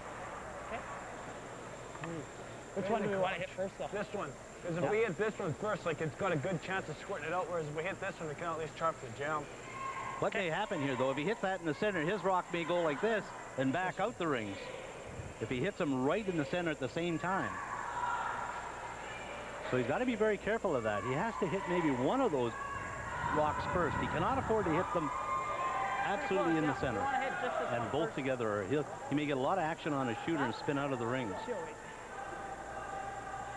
Alberta has the shot stone with last rock advantage on this 6th end. I'll tell you what, he's got to play him because he can't leave him there because Ontario will simply tap it back. Whoa, on. Threw a lot of weight on this. On. He's got a lot of weight. Starting to come now. He's got a good looking shot. The shooter did back up, though, as you suggested it might, Don, and Alberta lies just 1. It didn't back up the way you anticipated. It went the other direction, but moved up out of the front of the ring. And that was a danger. Now he kind of gives Ontario a big chance to freeze to that one.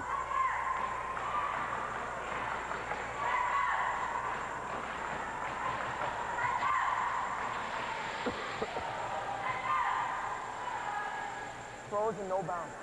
Now for Ontario, they cannot afford to freeze the rock on that side, because if they do, Alberta will come along and simply play the hit onto here, and he could end up getting 3. He has to freeze this rock, if anything, on the left-hand side as you're looking at it, not on the right-hand side. Oh, looks heavy. Freeze it. Where is it? No line. Where is it? Whoa, no line. Leave it here. No line. Here. No bounce. Here. Even if he stops short, you know, it's very difficult for Alberta to get in there with their last rock. Whoa. Whoa. Never. He might just slip past. No, he's going to stay for a shot, but that rock can be removed, and Alberta can get 2 here. Perfect weight. He is very fortunate that rock stopped where it did. Let me tell you, if he's another 6 inches, then it's a wide open takeout, double takeout for 3 for Alberta. Go back line. That's the most. Okay. I like that. Play this turn. You can't really screw it up, eh? Oh, you can screw it up. We just don't want to hang Just got to bump it right here. Just got to bump it 4 inches. I like throwing a little bit of weight, though. I don't want to over curl. The only thing is, if we throw that weight and we do jam this one back, this one's going to roll back here, right? See how precise they are?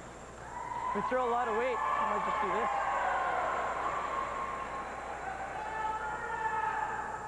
I think we'll get our deuce even if we do this. Yep. And roll out, right? Because this is going to jam. We'll kick that out. I just don't want to roll across the face and roll out. That's all. No. Okay, we can throw board weight. You know, I don't mind board. That way that we're at least the Keane down here hit that really thin, that red rock that Ontario just put there. There could get a little bit of action and drive this one back there, and their rock, the shooting rock, roll over into that area there. They could get 3, but it's a little bit of a gamble because he may get a lot of action on her shooter and once again slide out the side there at the back 12-foot. I think he's just playing for the 2. Yeah, for wide we can play it thin too, eh? Yeah, wide? That's exactly for what he wide said. we'll play it thin. Play it thin. Yeah. If I'm wide, play it thin. Lorraine Keane, the mother of skip Ryan Keane. He's just playing for his 2. This gives him good control. However, if you've just joined us, Scott Pfeiffer, who plays 3rd, throws the last rocks for the Alberta champions. Yep. Hard. Whoa. Hard. Whoa. Whoa. Oh. Off. Off. Off. Off. Off. Off. You don't want to hit. Never. Hit it too thick. Whoa. Yep. Is it going to stop in time? Yes, it does. Good curling shot. Boy, that rock just curled enough at the end for him to get 2. Good. So with last rock. In the house? Yeah, right in. Scott Pfeiffer is able to pick up a pair, and Alberta leads by 2 with 4 ends remaining.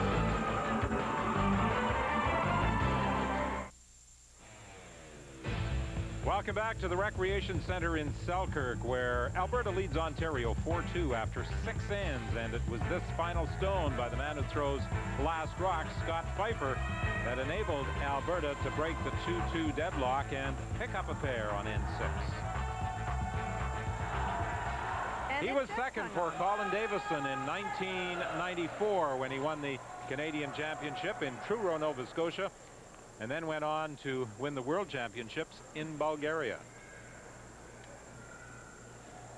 And a good shot by Scott Pfeiffer. You know, in the 4th end, he had a similar shot, maybe a little bit easier shot than he had that time. And the rock picked up something curled across the face of the one that he was trying to hit to score 2. This time, excellent tap back and just hung on to the side of the 4-foot for 2 and maintains control here. And at the end of the last end, Scott and Ryan conferred very briefly, and Scott said, going 4-foot, and Ryan said, oh yeah, they're up 2 with control in this game. Yep. Yeah, there wasn't much hesitation on what their strategy would be in end 7. Get the stones in the rings. And now John Morris with the attempt at a corner guard, and that's going to be in the free guard zone. That's the area between the hog line and the house. So Alberta won't be able to hit it. This is the way you score your points. And they're trying to generate some offense here. They know that they're 2 down playing 7. There's still lots of time, and they're going to try and score the 2 points by throwing up a corner guard and maybe trying to duck one around in behind there and score their 2. For Alberta, of course, they've got one on top of the rings, and they're going to come right down on top of it, I would think, even if they stop short. Like this. Of course, this is one of the disadvantages of the free guard zone when you're leading. Yes, that's right. When you have 3 points, you don't like the free guard zone. When you're down 3, you love it. The free guard zone's made such a difference because truly the game is never over now. There's always opportunities to score points. Let me tell you a story, Colleen, about a game never being over. Back when they played 12 ends at the Briar. Don Duguid, you recall that rather well, don't you? Back in 1957, Howie Wood Jr., Don Duguid curling for Howie Wood Jr. against Red Stone of Trail, leading by 6 points after 10 ends. And we decided to quit. And we didn't decide to quit. Red Stone decided to quit. He's had enough. We shook hands. An official from the CCA came down and said, no, look, you got to play the full 12 ends. So we continued on to play. Red Stone from Trail BC got 3 in 11, 3 in 12 to tie the game, and in the extra end he scored 5. Oh, Lordy. Did you say 1957? 57. 50. Mind you, I was only 40 6. years ago. Your memory is just a steel trap. Alberta still lies 1, but one of the Alberta Stones removed by Mark Homan. I just want to set up, give him a chance. We go half and half is all right. You know, it's good. Well, the prospect of coming back prior to the free guard zone were rather remote when you were down 6 with 2 ends remaining. With the free guard zone, you do have a much better chance. You have a chance. As long as there's rocks in play, you have a chance to score 2 or 3. Quick! Quick! Oh, this is a gorgeous shot again. Oh, it is a gorgeous shot. Maybe roll a little bit a foot too far because he didn't cover the one in the side of the 4-foot. Because Ontario can come in there and just touch it back maybe 3 inches and end up shot rock. John Morris now wants Matt St. Louis to come down to that shot stone on the edge of the 4-foot. Big shot here. He He cannot afford to be heavy and just touch this rock and roll in the open because it'll allow Alberta the chance to hit and maybe roll behind again, or even to the open side to take the play away from that particular side of the sheet. Close, good weight. Hard. Oh, look at that. That rock looked like it even backed off a bit and just curled around the rock belonging to Alberta. Is now shot rock. You can see it's partially buried there. It was great weight, just never Oh, beautiful weight. Very quickly, Blaine Iskew into the hack to deliver his stone, going after that red-handled Ontario rock. Clean. Look at this beautiful shot. Oh. And he takes the play to the other side of the ring. Well, that's where he wants them. He wants them to play out in the open. He doesn't want them fooling around in behind those corner guards.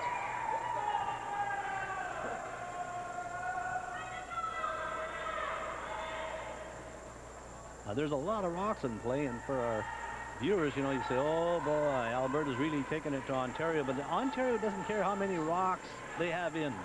They want to get one in position so maybe they can score 2, and that's why they're drawing them into the rings around that corner guard. You'll gamble for all you're worth to score 2 here to get back in the game. Hard.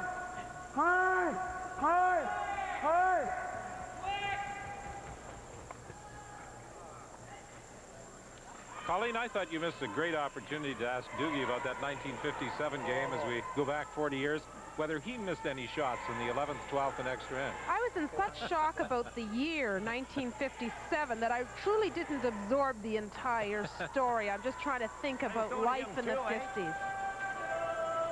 Well, Doogie and I both remember life in the 50s. I could talk to that. Tough situation here for Alberta now. They're lying 3 and say, oh boy, we've really got them now. But that rock is in front, and it can be promoted or tapped back. You can play it. By Play Ontario. it wide, eh? Yeah.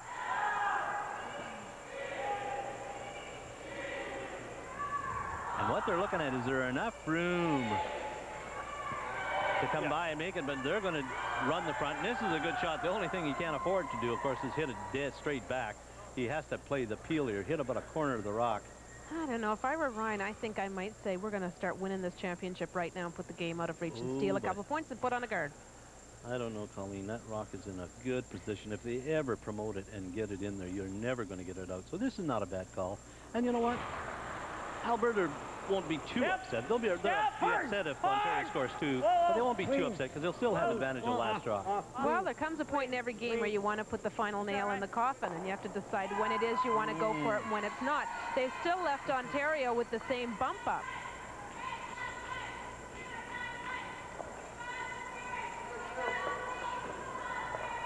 I don't know about this call. John Morris is asking Seville to maybe play the hit on that, and as opposed to playing the raise on his. Actually, I don't mind this call. If he makes the double and rolls just a bit, it's going to be hard for Alberta to get the deuce. They might score a deuce this way. See, but that's why Alberta ran off the guard, because if they hit and roll out here, then it's just a wide open takeout at the one in the 12-foot. I'm not sure about the running off the guard shot. I think they should have called another guard and taken their chances with the run back.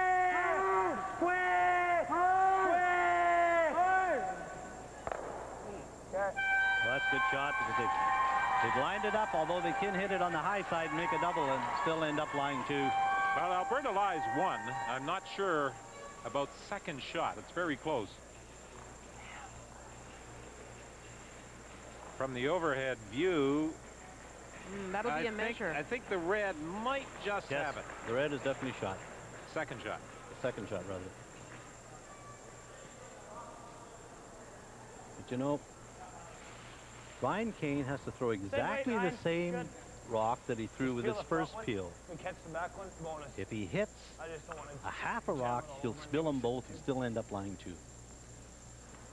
At least he's playing in the house now. He's not coming around guards.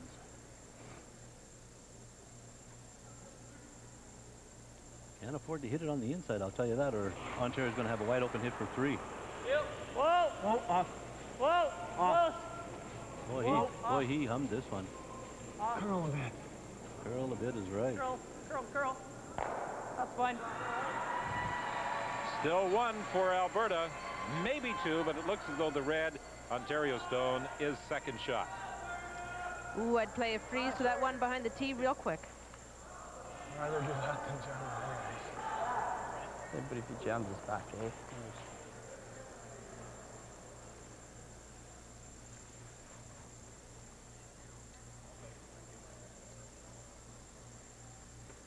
Well, he's elected to play the freeze and the rock on the right-hand side. I might have been maybe just to tap his red one back onto the shot rock and roll his shooter over a bit. Oh, I think this is a great call, because if he had played the other shot now, Don, Alberta would just be chucking a double at it. He's setting himself up for a 3 if they can make this shot real nice and just glue it right on. Hurry hard. No bounce. That's a great shot. Didn't curl as much as he wanted to. Well, it's not such a great shot because now if he hits it on the nose, he's lying 2 and there's well separated. I mean, I don't know about this shot. I mean, no matter what they do, they're going to blast that one. There's always going to be 2 rocks that Alberta can run back. Thought for a moment you two might agree on a shot. Never. No, hey, listen. Pauline's right. This is a great shot. If he gets it over, if he completely makes it, frozen. he had to make it. Yeah, you know. got to freeze it flush. But I mean, can you imagine if you just hit a quarter of this rock on the right-hand side, froze it to the one on the right-hand side, and rolled your shooter in front of the other one? Now you got 2 in front of 2 opposing teams' rocks. Yeah, but Don, these guys weren't curling in 57. Well, it's the ability to play the shot from behind the glass. Isn't that the truth, eh? Makes curling such a great game. No, not bad. That's not a bad shot. Unfortunately, they moved that one a little bit to the back of the 4, but now they have to play the raise. They have to play the raise back. I just slid inside. Yeah. It's still a tough shot. It is a tough shot. And the tough part for Ontario here, Don, is if they play the tap back on theirs to theirs, they're going to be 2 rocks in an area where maybe Alberta can make a double again. Back ring. Okay. He's playing back ring, so. Well, John Morris comes from quite a curling background. His father, Earl, 3 times has participated in the Brier, representing 3 different provinces: Manitoba, Ontario, and Quebec.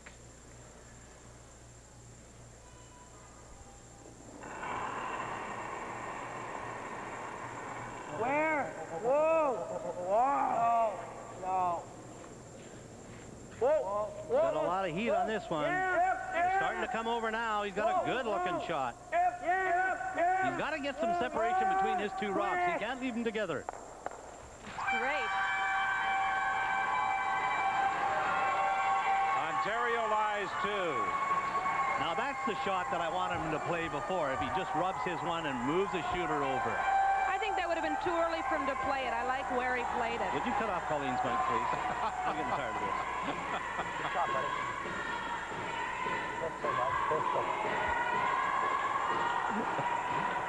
Look at, they're side by each there. Beautiful separation. Great one. That's great control by John Morris. Now, of course, for Alberta, want to hit the rock on the right-hand side, coming across the face on, getting a little bit of action, and maybe spinning over behind that one on the side of the 4-foot on the left-hand side. Last rock of the end for Alberta. Looking at 2 Clean. Ontario stones. Clean. Whoa. Clean. Clean. Clean. Clean. Going to get any movement on it? No. Good throw. So now a chance for Ontario to get back on even terms. All John Morris has to do is hit and stay. Or draw to the 4-foot. Or draw to the 4-foot. He's got great control of his draw weight, and you'll see he's elected to play 4-foot. Yep. Now he's down at this end yelling to his third man, do you want to hit? Now he's going to hit. I cleaned the wrong pass. I'm going to go play it again. Cleaned the wrong pass, see? It's interesting, eh? He came down the ice because he was intent on playing the draw with the in-turn, so he cleaned it all the way down the ice. Yeah. Now he's going to play the out-turn hit, so he's got his front end out there cleaning the path. You see him give the stone a little spin as he settles down in the hack to make sure there's nothing on the running surface of the rock, and he had his front end make sure there was nothing along the path the rock would travel. Whoa! You know that he's very close when he yells, yeah, whoa. Clean. Great shot, bud. Right on target. So Morris comes through with a pair on end number 7. And with 3 ends remaining in this Canadian junior men's final, Ontario and Alberta are all even at 4. Selkirk and the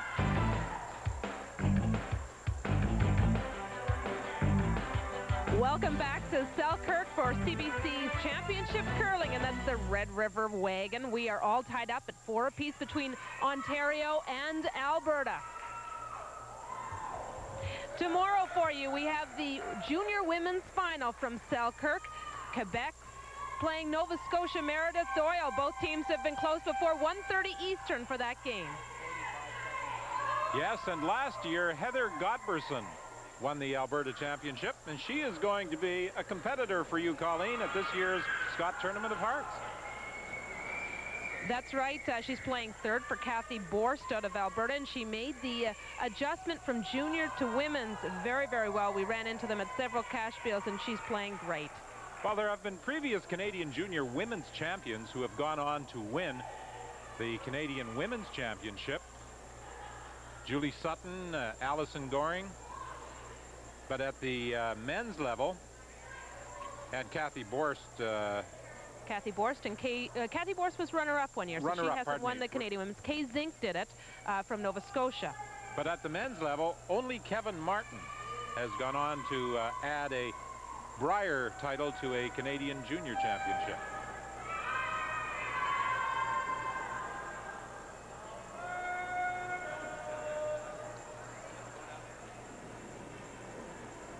Well, you know, when you watch these young people throw the rock and the way they execute the shots and the brushing and their form and style, you know that curling's in good hands, because both these teams will be great representatives for Canada over in Japan. They're very steady, but I'm so impressed with the way they handle the pressure. It's like nothing bothers them at all. Well, we have been treated to some fine curling this afternoon from the Selkirk Recreation Center. We hope wherever you're looking in, you're enjoying the action, and you'll be with us tomorrow for the junior women's final. There for sure. Whoa. Close. Yep. That's right. Hard. Hard. Hard lick.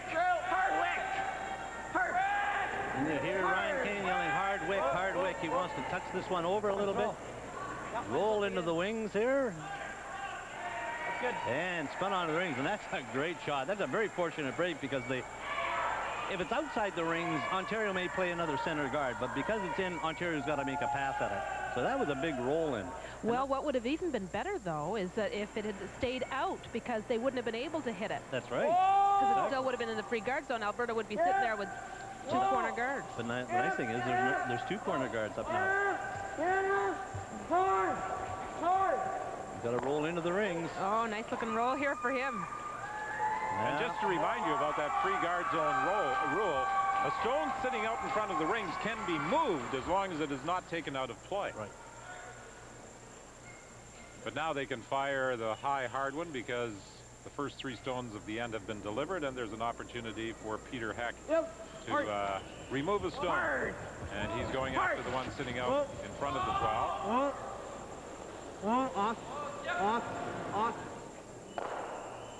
Oh, that's hard. Came very close to getting them both.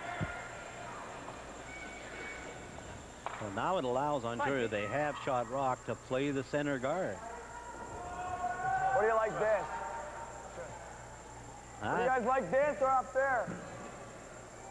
I like the center guard, up tight. I like this here. You're trying to steal a point in the even end, so that's what you do. You put it up in front. You could play the open side and exchange hits and let them take one. But I like this call. This is a good call to generate some points. It'll be interesting the call of Alberta if they put it up in front, whether they go around it or run it off. Free. Hard. Well, you look. Wow. Wow. You certainly don't want it in the rings. Yep. Not at this point. Oh, that's good. Good. Oh, yeah. Good shot, man.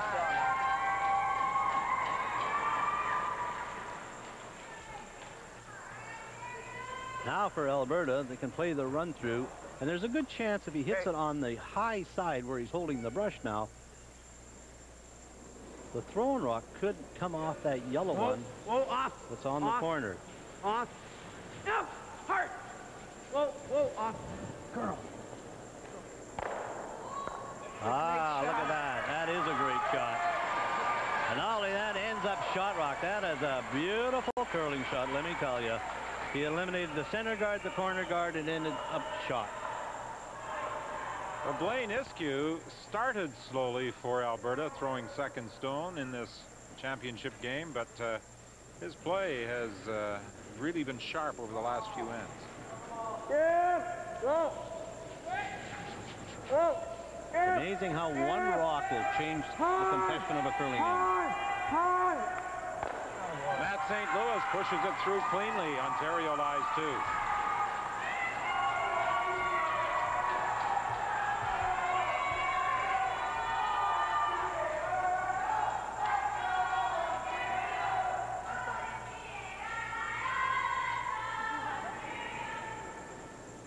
Control. Whoa.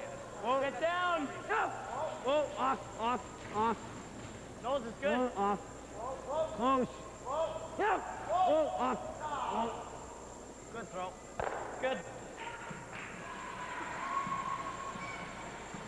Alberta has last rock on this 8th end with the score deadlocked at 4. Wow. Just normal. Pretty straight.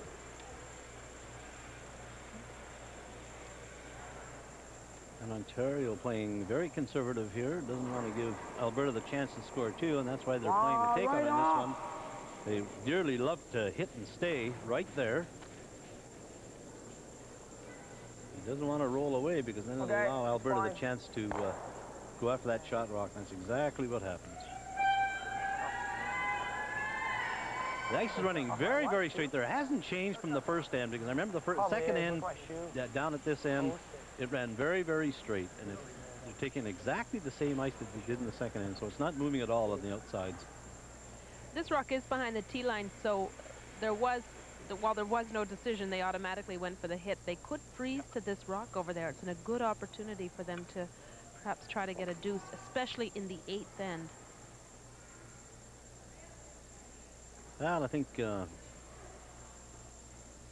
Scott and Ryan feel they have control of this game because they have the advantage of having last rock.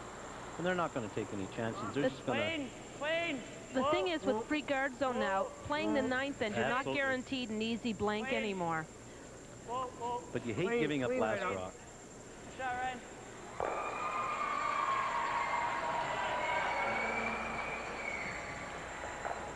Brian Keane right on target. Alberta lies 1.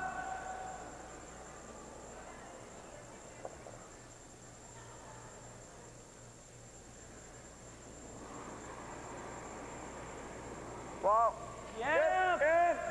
Before the introduction of the free guard zone, with the score tied at 4, the team with last rock in the 8th end would try to retain last rock and blank things right through until the 10th, and some teams were very proficient at doing that. Oh, yeah, absolutely. Pat Ryan was a good example of that. He was an awesome hitter, and if he got 2 up on you, you were life and death to catch him. But it is very difficult now to blank that ninth end. Yep. Because if they successfully blank this end, then Ontario just has to put it out front. They can't hit it. They've got to go around it. Or they draw to the wings and hope that the other team hits and rolls out, then they run the guard off. True. So there's all kinds of theories. I'm a firm believer it depends on how you feel on that particular shot on that particular day. And you talk to people like Vic Peters, Pat Ryan, some of these guys, and I think they'll agree with you. You know, they may say, well, let's go to the freeze. I don't know my takeout rate, or I don't know how the eggs react in that area. So it differs from end to end. Whoa, clean. Whoa, clean. A shot, Ryan. Again, Ryan Keane is on target, and Alberta lies 1. If you've just joined us, Ryan Keane holds the broom, calls the shots, but throws third stone, with Scott Pfeiffer throwing the last rock.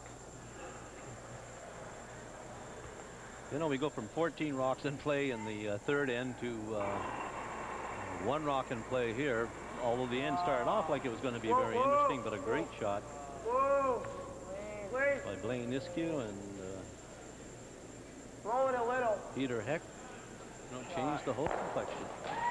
Well, the third end of this game really changed how the entire game was going to evolve, because had Ontario been able to get 3 or maybe even 4, as it looked as though they might at one point, the strategy would have been altered dramatically. Well, that's right, because then Ontario would have played very conservatively, run everything, and Alberta would have thrown a lot of corner yards up to try and get back in the game. And, you know, if one team doesn't want to play aggressively, just wants to run up and down the ice, it's very hard to get something started in a curling game. Clean. Good throw. Very accurate shooting by both sides. Alberta lies 1.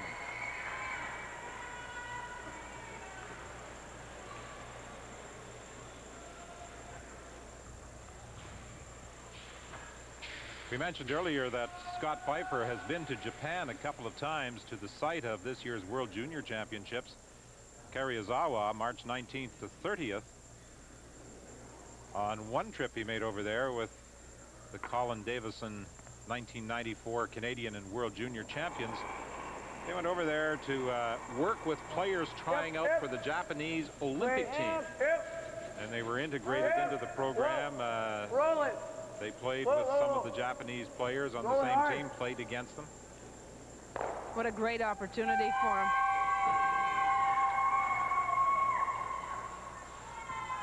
So now Pfeiffer doesn't want a nose hit. He wants just a corner of that John Morris stone sitting in the 4-foot, and he wants his shooter to roll out so he retains the hammer into end 9.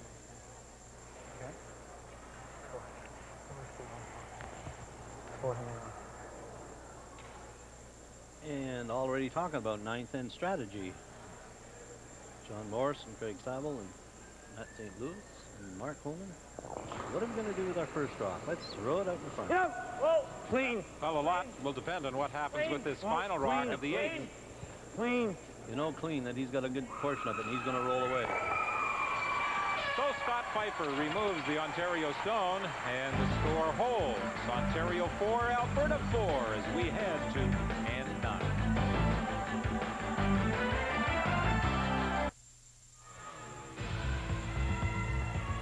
Two ends remain in the Canadian Junior Men's Curling Championships here at the Recreational Center in Selkirk, Manitoba. Ontario and Alberta all even at 4. Following curling, the World Alpine Ski Championships from Sestriere, Italy.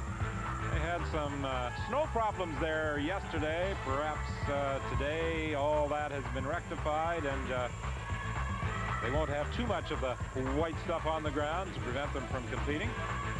The World Alpine Championships coming up following curling. Support for both teams evident here at the Recreational Center. As a matter of fact, some Alberta fans drove all night to get here for today's championship game. Now that's support. When you drive all that way to get here to cheer your buddies on. Yeah. Well, the skip, John Morris, quickly ran out across the hog line to help on this initial delivery by Mark Homan. And it's just across the line. Well, there's a big decision here for Alberta. Do you go around it or do you play to the open side? If you go to the open side, what you're saying is, okay, if you go to, I go to the open side, put it in the rings. I hope that you hit it and roll out, and then I'll take a run at that guard, because Alberta wants to blank this end. They do not want to score a point, I'll tell you that. Pfeiffer was very quick. He showed to Ryan right away, go to the open side. But that is one long, pretty much a corner guard that Ontario put up for them. So it isn't a bad opportunity for Alberta to score a deuce. But they are definitely going for the blank. Now, of course, and where he put it is just in a great spot, because it's right at the back of the rings and no room for error. If you hit and roll out, for sure, Alberta will run that guard off. If he doesn't run it off, means he's going to get very aggressive this end and try and score 2 or more.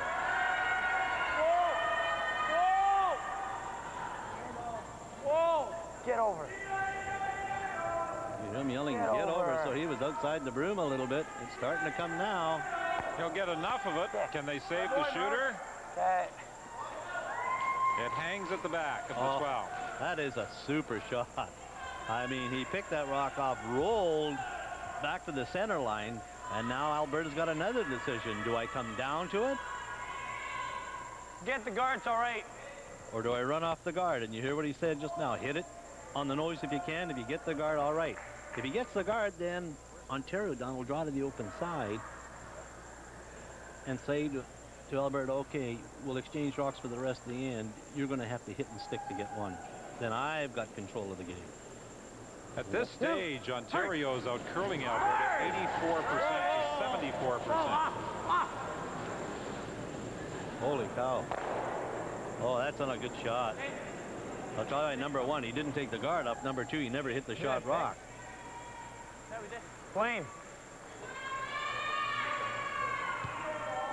Who's that pick? It's okay. Well, Alberta does have last rock on this 9th end. Matt, this is good too.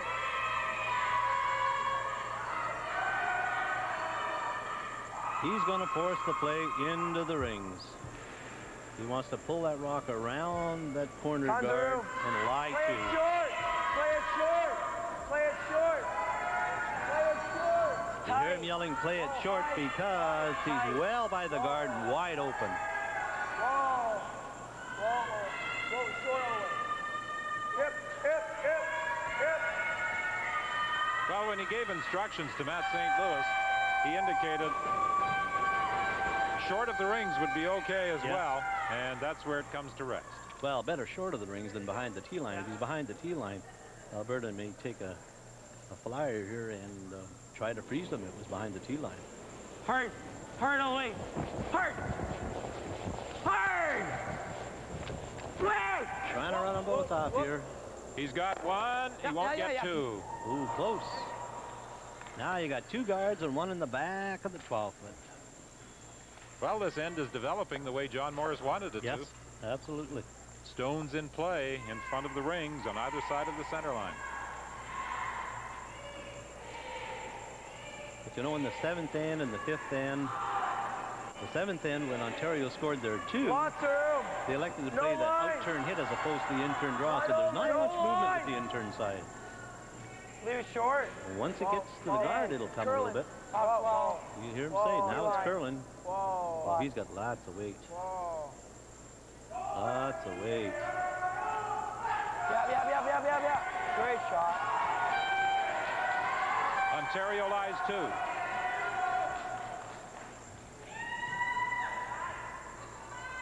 Now for Alberta, big decision. Do you come around it and try to tap it back and roll in behind cover, or do you run the front one off?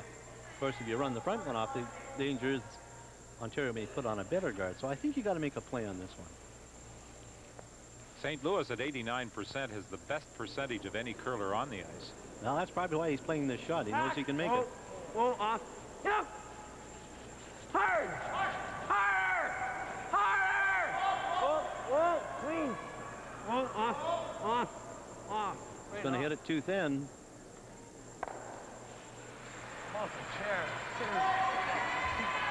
That's a good shot. It was very important that he hit and stuck there, Don, and be shot rock, because now Ontario has to make a play on it. If he had rolled out of the rings, of course, or ended up second shot, I think Ontario would have gone around the guard again. Because you can see he didn't have very much weight, and he got by the guard by a good thing, but Rock never curled at the end, so he could hit and roll behind the guard.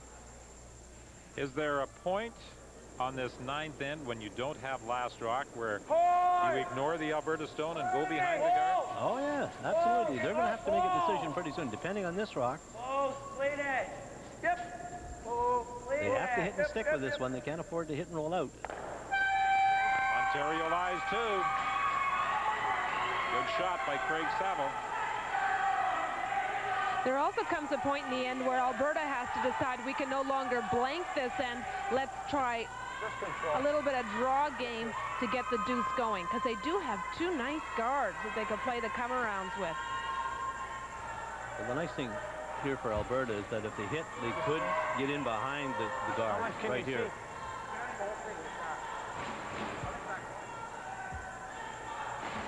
He doesn't have a whole lot of air to get the roll in, unless he plays fairly controlled, hack to board weight. How much can you see? Not quite all of it. If he what do you can't like? see all, I'm going to throw a hack at it. Okay. Yep, the guard's fine.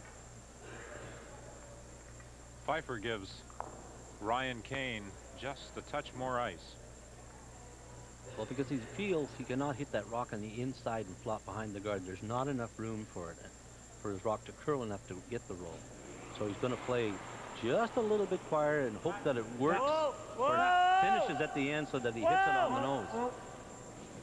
And I think that relates to our 5th end feature about reading the ice. Yes, absolutely. Off.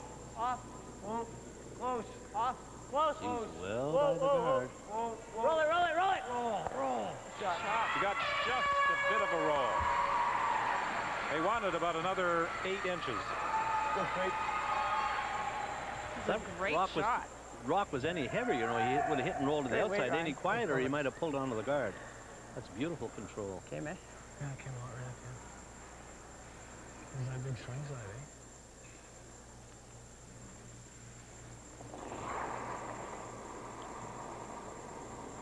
Wait, only lots of room. I think it's heavy. As soon as he let it go, he said, I think it's heavy. And you hear him say, lots of room. Wait, only. Whoa! No bounce. No line. Curl. Close. Freeze it. Good line. Hard. Right up. Hard. Great shot. Well, you know, I think Craig Saville is really pleased that that rock ended up there, because when he let it go, he wasn't very confident. He was way out there, and the rock, he never laid a brush to it, and it walked right across there. And you just see him lift his eyebrows, so he knew he was a little bit fortunate there. Well, I think they ran the full gamut of expressions there. It's light, it's heavy, it's wide, it's inside. Now bring it. They couldn't. I assume they couldn't pound it. So they pounded it, then we're toast. So you're lucky you're heavy. Or you're lucky you're not there. Yeah. You're right. You heard him say too. Word, off word there with lucky. Bit tight. Just for weight. Room. Fine. Hard. Room. Gotta be here. Line's real good. Gotta be there. Yes. Hard. Getting it past the guard is the first priority. gotta go hard on the weight. Hard on the weight. Hard on the weight.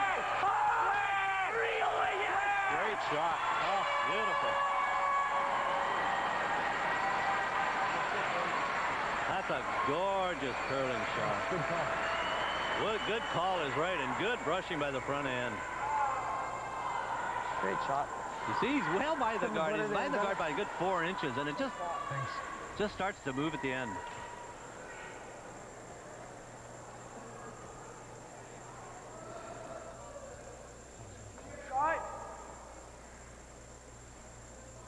Can Morris follow the same path? Well, he can, but I don't know whether he can get shot out of it. I mean, I don't think you can get it in any better than what Scott Pfeiffer put it in. That's tough. Or Ryan, rather. How much can you see? I can see a quarter. Try there.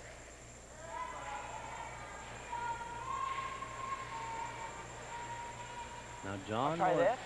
coming down. I think he's entertained the idea of maybe running this.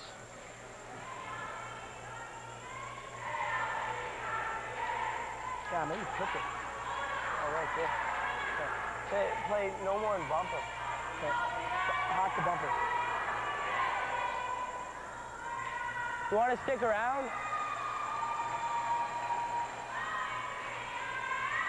It's not bad if you touch this, like bumper. Yeah. Okay. Well, I don't know about this shot. Right here? There's one thing about it. If he hits this rock down here on this side, he'll drive this one onto here and drive this one out of the rings, and hopefully his shooter ends up in this area somewhere here. He could end up laying 2 if he hits what he sees. If we hit the guard, it's fine. But you know what? It's such a scary spot down there. But if you overthrow it and you just flare it a bit or just throw it outside the broom, it'll fall on him. Well, this may be one of the biggest shots that John Morris has ever played right here.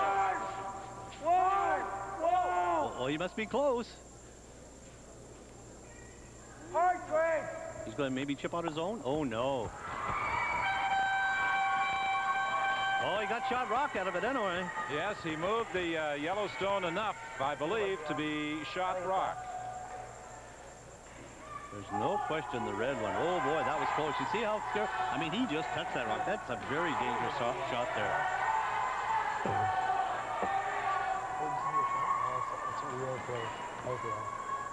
So now, Scott Pfeiffer, who throws the last stone for Alberta, will try and almost duplicate the shot that Ryan Keane made earlier. Absolutely. But if he can just bump the red about 2 inches, he'll Not be even 2 hitting inches, Colleen. I think if he just touches him back an inch, he has got shot rock. 2 shot rocks. Now, he'll be lying, too, if he just touches that red stone. Yep. Hard. Yes. Hard. And he can afford to be a little tighter to the guard. Hard. Hard. Hard. He may be getting a little bit more action on his shooter. The shooting. Is he by? Is he by? No wrong. Oh, no. No wrong. No wrong. Okay, not bad, though, because he covered up his shot rock by touching that guard. Again, they look to determine which is shot, but I'm pretty sure it's the red stone. I think it is the red stone. And now for Ontario, they have to get another rock in here. Here? Yeah. Come back. It's not bad. This is fine. This is barely cracked. There's one, huh? Yeah.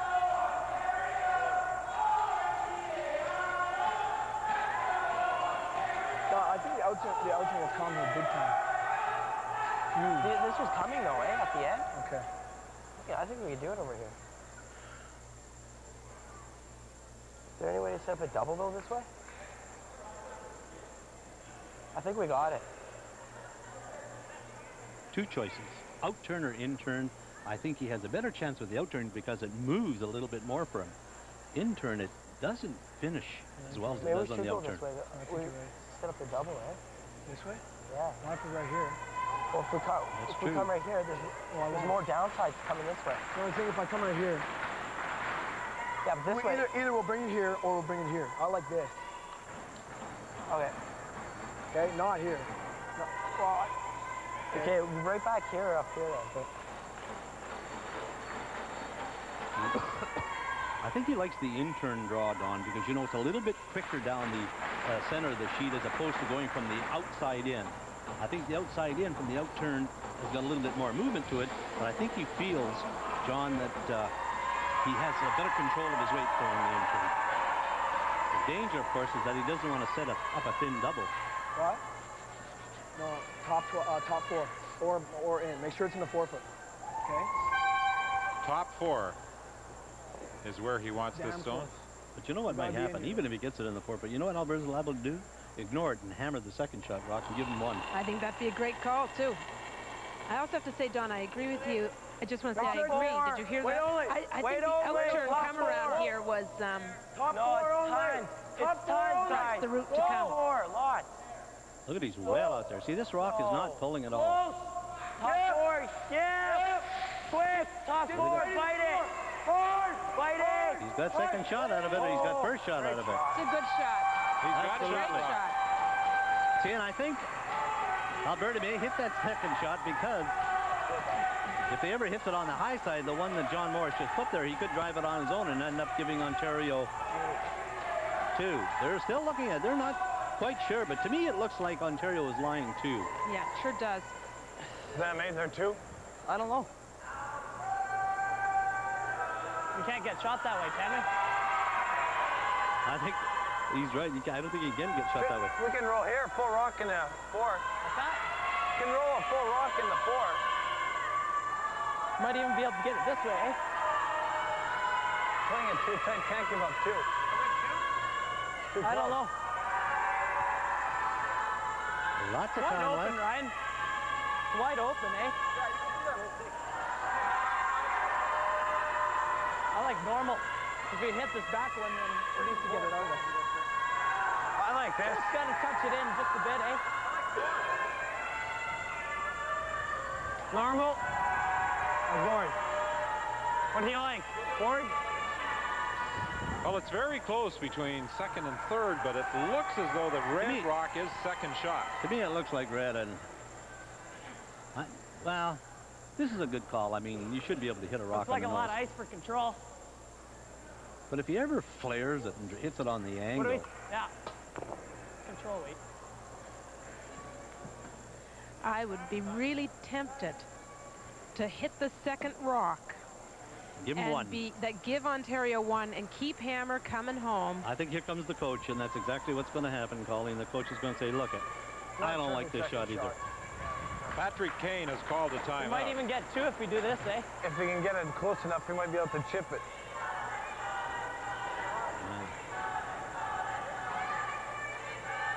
I'd say it's them, but... As long as you have to do is this. Even if we give up one, we can give up one. Take 2 and 10. We don't mind if you hit there and roll. You can still give up one. You should get maybe two. Or if you do this, you might get. It's got to cut. We got to play it real tight. I don't want to rub. That's for sure. That's right. He doesn't want to rub the You dart. can see all of that. Tons. Bacon, I think there's still shots. I'm pretty sure. Roll in. I don't mind going for 2 and 10 though, with break. Yeah, exactly. Try it and maybe we'll get our measure. Yeah. Right on the nose. Yeah, that's true. You don't want to give up two. No. Either that or we play this and try to roll here. I like this one. Okay. Yeah. Normal? Yeah, normal. This was a rare event for Alberto, and talking to the curlers yesterday, they said they had not called a timeout during a week of round-robin competition, and they couldn't recall ever calling a timeout during the course of the year. Yeah. Well, he can hit it right on the nose and score one and maybe have a measure for two. Yes! Yep. Whoa, whoa, whoa, whoa, whoa. Clean. Whoa. Off. Off. Jeez, I don't like this one way out there. Now it's starting to work a bit. Off, girl. Off. Oh, he pushes it back cleanly, and he's going to get one. They'll have to measure for second shot. One throw. Yeah, one for sure. Great throw. Yes, it was a great throw by Scott Pfeiffer to push that stone through cleanly. And now they are going to measure for second shot. We said it looked as though the red was second, but An official will come out to measure. And you know, this is a similar situation for Ontario in their game last night. They were 1 down coming home. And I think they like that position. Oh, every curler loves to be in that position. 1 down with the hammer. It's well, wonderful. A very big measure. Look. Now you'll see the dial on top. You can get right down on top of it. You'll see that it's a very fine needle. And as you brush against the side of the rock, it registers 5, 10, 15, 20 all the way around. So the official just place it on the Ontario rock, and it's moving just a bit. Now it's just a question, will the needle move more or less when it touches the yellow rock? It's very close to the red one. Yes, we thought from the overhead camera, and the Ontario rink also felt that they had the rock at the back for second shot, and the measurement confirms that it is just 1 point for Alberta on end number 9. So heading home, Ontario is down 1, but will have last rock advantage.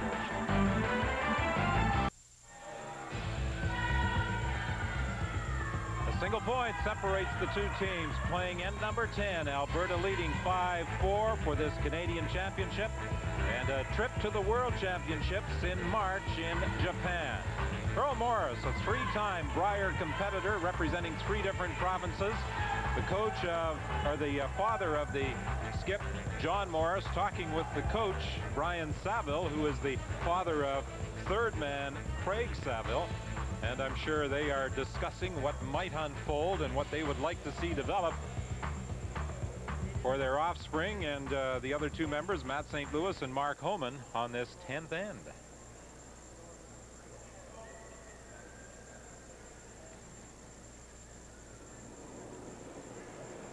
Well, this is going to be one interesting end, because John Morris in many of his round robin games was in this exact situation, and he thrives on it.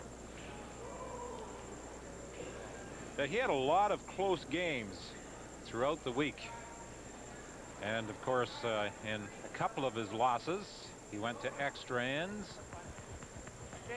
He was 2 up against Alberta heading home without last rock. Gave up 3. And that's not a very good spot to put a rock.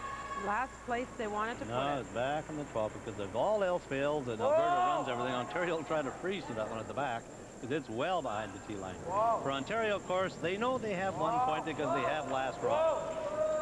We assume that. Now they're going to try and score 2 by throwing up corner guards, and they're going to gamble this whole end. Now this corner guard landing in the gray area, so that's the free guard zone. It can't be hit. And the end is early, but I'd say Alberta's in a pickle. Well, you know, anytime you have a free guard zone, and you don't have advantage of last rock, and the other team's going to try and score 2, you've got to figure out some way to defense the whole end and let them have 1, or at some point then you may decide, well, I'm going to try and steal 1. It looks like hopeless for me. I'm going to try and steal 1 now. It's so brutally hard to defend 1 up. It's such a precarious position. You know, Colleen, when you look back on this game, end number 7, where Ontario scored a pair, Alberta had a chance there with all the stones in the rings to perhaps go for the jugular, as you suggested. And you know what? I think I have to reflect back and agree with you on that end and go against my longtime sidekick, Mr. Dugan. Thank you, Don. I think they're playing it a little too defensively. Then again, in the 8th end, Alberta could have frozen, and they opted to hit again. Back 12. Stop your back here. Well, you guys, I won't show up the next television Listen, show. there's a first time for everything. No, there isn't. No? No. Do I always have to be on the wrong end of it? No. You have to look at it from both sides. Offense, defense, right, wrong. I mean, it looks good, easy from here, but down on the ice, different story. Back ring. I don't quite understand what he was playing here. And this is not a very good shot. He wants to get it out of play. Oh, that is not a good curling shot. Well, there's a lot of pressure on these young men on this 10th end, and maybe the adrenaline is now you got to decide whether you want to win this game. This is where I said some point during the end you're going to decide, well, I'm going to steal 1 or I'm going to defense against 1, and that's exactly what Pfeiffer and Keane are talking about. Right now, they're just doing a whole lot of looking.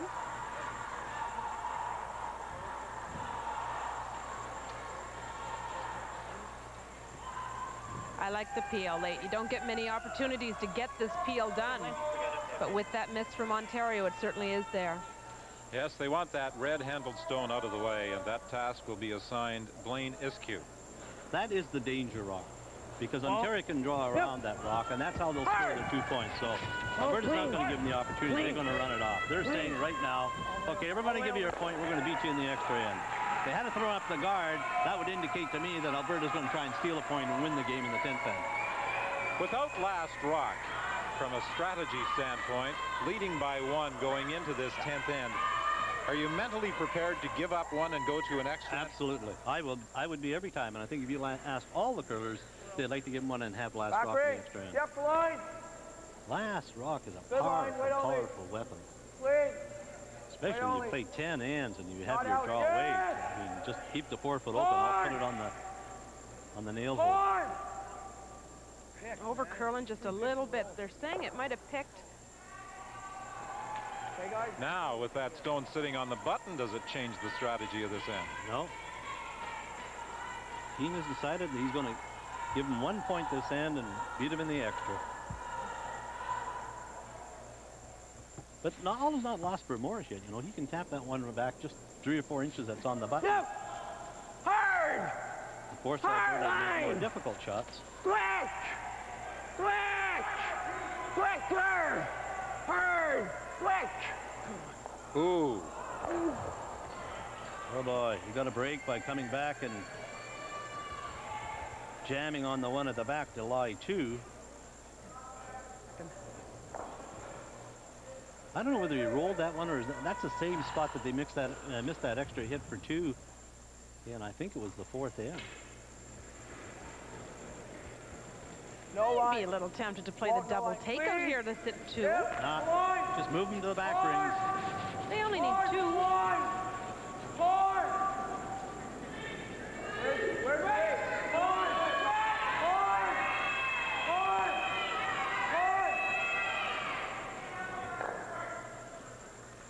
Great shot. Good shot. He's moving the rocks around to the back of the rings, just past the tee line. Hoping that maybe he gets a hit and roll out here and then he can freeze to one of these. This is not a bad situation for Ontario. Lots of rocks in play, lots of rocks and trees too.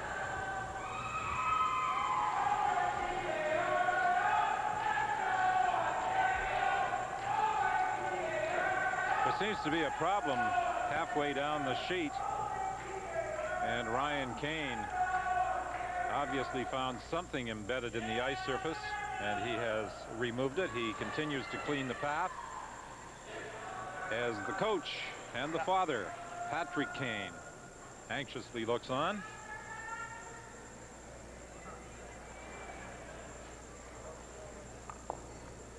Yep. 4 rocks in play. 3 behind the tee line and 1 straddling the tee line on the left-hand side in the 12 foot. I don't think that rock will be a factor in this end, but certainly the ones behind the tee line will come into play.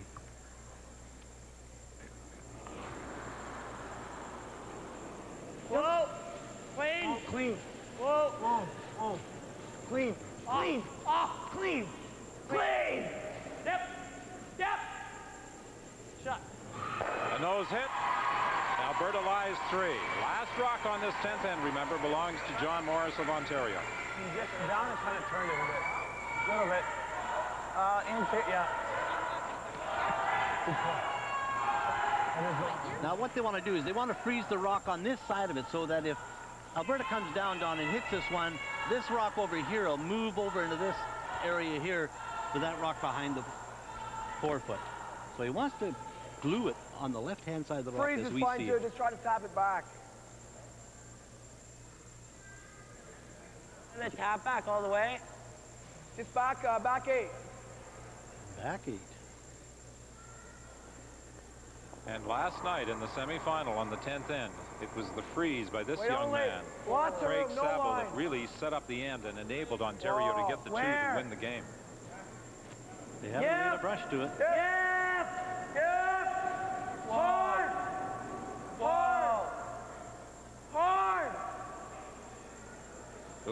Craig's going right through the hole. Got the rock at the back, but Alberta still lies too. Shit.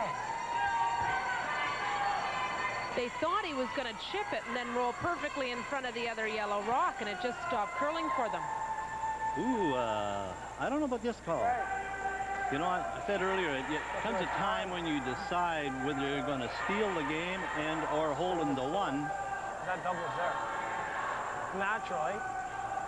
And the reason he's playing this one, and you just heard Scott Pfeiffer say it, the double is there, so we cannot afford to play the guard on it. I don't know. This is a good call, but also the guard is a good call. Well, 6 rocks remain to be delivered on this 10th end. Alberta leading by 1, lies 2. The only other stone in play, the red-handled Ontario rock, and that's the one that Ryan Keane is throwing at. Yep. Off. Off. Whoa. Whoa. Right off. Whoa. Right off. Whoa. Whoa. Come on now. Girl. Come on. Whoa, whoa, whoa. Good shot. Oh, that's precise shooting. That's wonderful curling. It really is. A little body English and a little vocal encouragement, and Ryan Keane comes through. The only thing I don't like about it, it allows Craig exactly the same shot that he threw the first time. He knew his problem, that he was a little bit overweight and never moved very much. He'll be very close to making a perfect freeze with this one. No line. Where is it? Whoa, whoa. No line. Please. Yeah. Whoa, wait on. Whoa. No bounce. Whoa. Why is it curling? It's not curling at all. Oh, that rock never moved 3 inches down there. Either that or they're taking too much ice. And it may be a little bit high in the center there, and the rock rides that center line all the way down. But it never come across that line very good at all. Didn't curl a centimeter at the end. It doesn't matter. That it should curl at the end there. Jeez. Normal weight, eh? Huh? Just normal.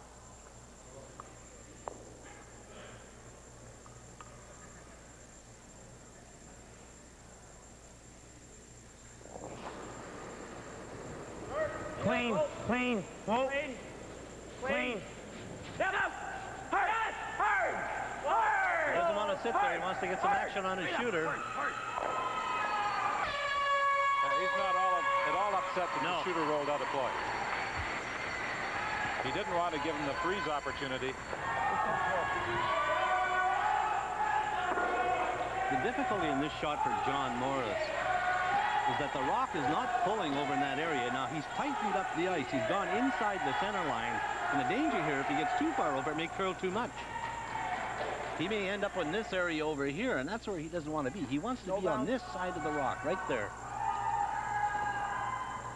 Well, Craig Saville felt that his rock did not react the way it should have. It didn't curl the way he thought it would. You just heard John Morris say no bounce, which means he doesn't want to touch this rock. He wants to freeze right to it. Well, lots of room. Lots of room. No bounce. Tons of room. Looks heavy. Whoa. No, leave it high. Make sure it's here. Whoa. Leave it high. Leave it high. Leave it stop in front. Come around it, so that thing is not moving at all. Look at that rock. It isn't bending. Oh, boy. Should have got on that one a little bit better and maybe got it in for second shot. Then they had a chance to play the guard, but it stopped for second shot, so they got to hit it.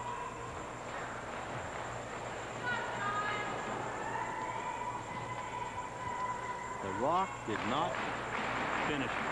They threw 3 draws down there, and it moved about 4 inches. That's all the way down the ice. Oh, boy. One thing about it, there will be a lot of backing for the final draw attempt of John Morris as he tries to force the extra end. Scott has to hit this one. Whoa. He's throwing a ton of weight. Look, this rock is coming off the line pretty good, though.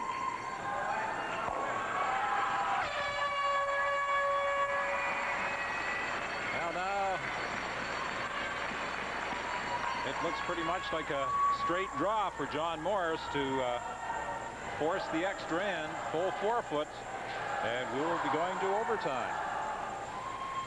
I don't know, what should I do? It doesn't curl much. And once again, the danger here for John Morris is that he's cut back the ice a little bit more now. Look at, he's drawing to this rock on the left-hand side. Look at the brush. It can't be heavy because it'll stay straight. Can't be heavy because it stays straight.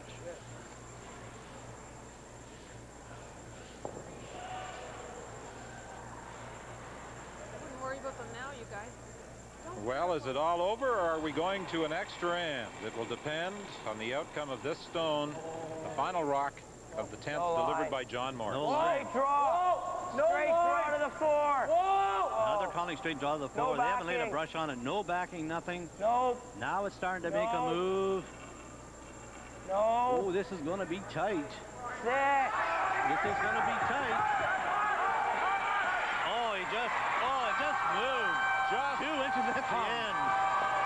So we're going to an extra end as John Morris, with the final stone of the 10th, just comes down to the Alberta rock, much to the relief of his father, Earl. We're going to overtime. Teenage sharpshooters heat up Manitoba. Junior men and women from across the country aim for national championships. The Maple Leaf Junior Women's Final, live tomorrow.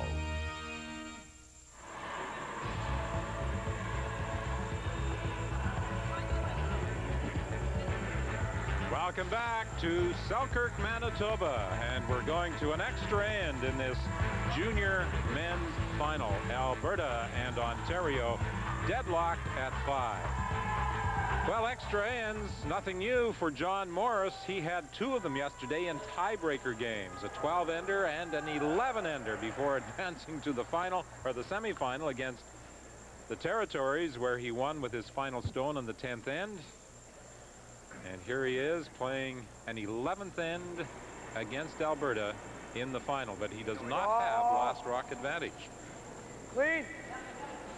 Well, unlike the 10th end, the blueprint is set for this end. Ontario has to score a point, steal a point in the extra end to win this Canadian championship. So he's going to throw all of his rocks out in front.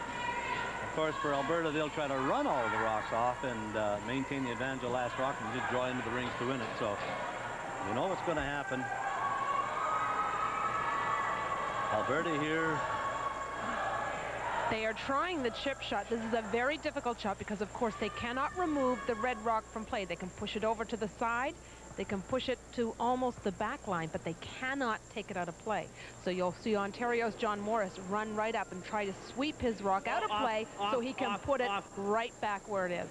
Isn't this really a low percentage shot? Sure, it's true. Yeah. Well, it is. Yeah, we're right especially on straight ice, it's very difficult. But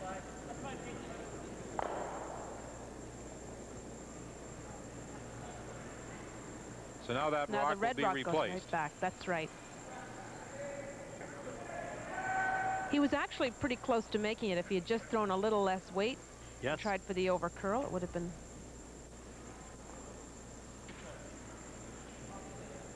What turn? Let's go this turn. If you're light, it's fine, eh, Mark?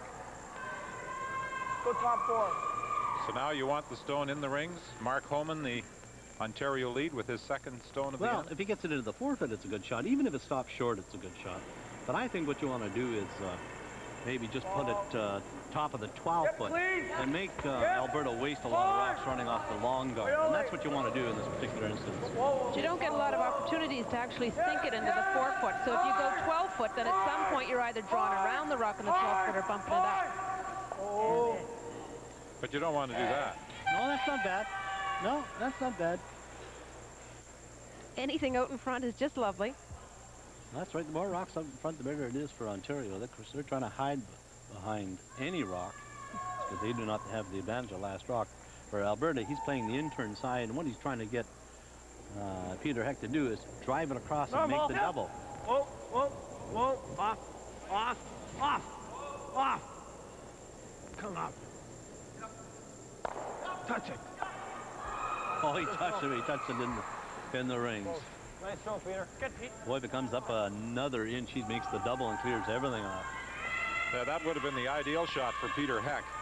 Well, where he pushed the rock is really bad for Alberta because he's covering that button area, and that's where Ontario wants to score the game-winning point. He'll never score a game-winning point on the sides, just in the 4-foot area. So that where he pushed that rock to is not good. Well, theoretically, you should never score the game-winning point on the sides, but we have seen it happen. Oh, sure, absolutely.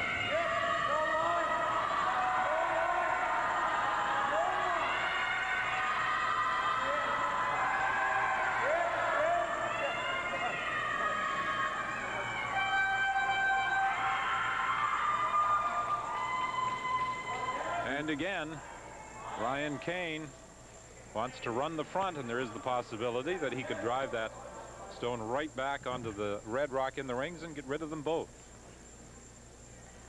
Definitely. It's certainly lined up. Blaine Iskew, the Alberta second.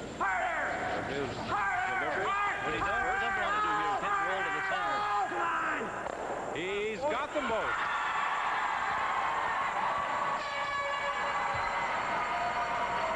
Good shot. But one's still out in front. There you see it. He gets good action, but that one lonely rock sitting about a foot off the center line is still a danger rock to him. But a great shot. But from an Alberta standpoint, the color of the handle is yellow rather than red. Well, that's right. But not only that, Don, you see that rock is off the center line now. So there's a whole out-turn path to get into the 4-foot now. But that other rock was completely covering the 4-foot. Get the line! Hard! Hard! Hard for line! Whoa! Whoa! Hard for line, which means he's pulling over on the guard. That rock came over a long way. Yes, it did. Inside, man. And you heard John Morris say to Matt, inside, Matt. Yep. Now another chance for a double here. If he hit half a rock, he may roll over and take his own off on the left-hand side. And the key here for Iskew is concentration and get the rock that's closest to the center line off and roll your shooter off. Hard! Get hard! Whoa, whoa, hard! Whoa, hard! Whoa, whoa! Get out! Get out! Getting better all the time for him. Is the Alberta strategy simply to keep everything away from the front of the rings? Keep the 4-foot open. Just give their skip a chance to draw to the 4-foot. All they want. See where that rock is over? It's over on the corner of the 4-foot, so that if Ontario was to bury around there, they still had a wide open draw to the 4-foot. Move it away from that area as best you can.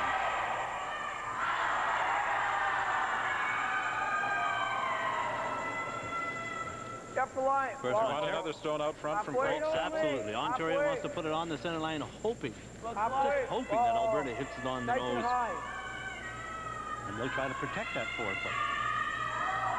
By putting it right on that line.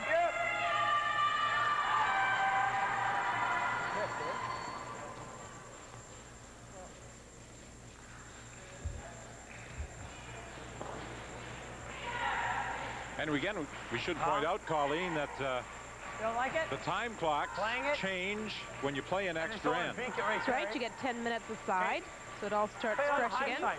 What do you like? Play it on the high side. If you put it right out, that's good too.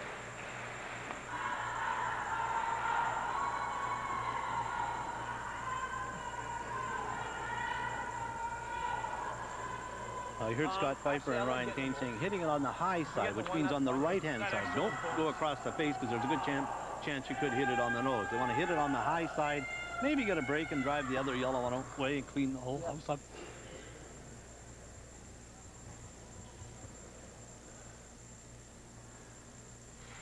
Ryan Keane takes his time in getting very comfortable in the hat before he prepares to throw. Something he does with every shot. Whoa! Whoa, clean. Yeah. Whoa, whoa, whoa. Clean, clean. Good.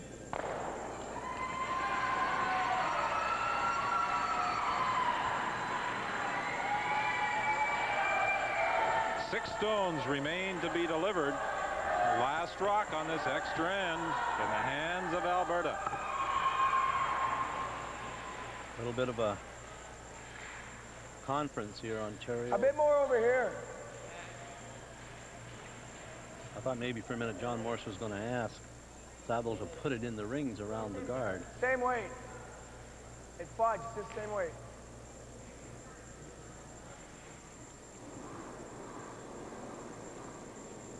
Well. Well. Yeah. Yep. Yep. Wait. Wait only. Whoa. Oh, guys. Whoa. Whoa. Whoa. Whoa. My boy, Craig. Shot. Just a little deeper than he wanted, but still a good shot. No, it's a good shot. Sucks. Craig isn't too happy.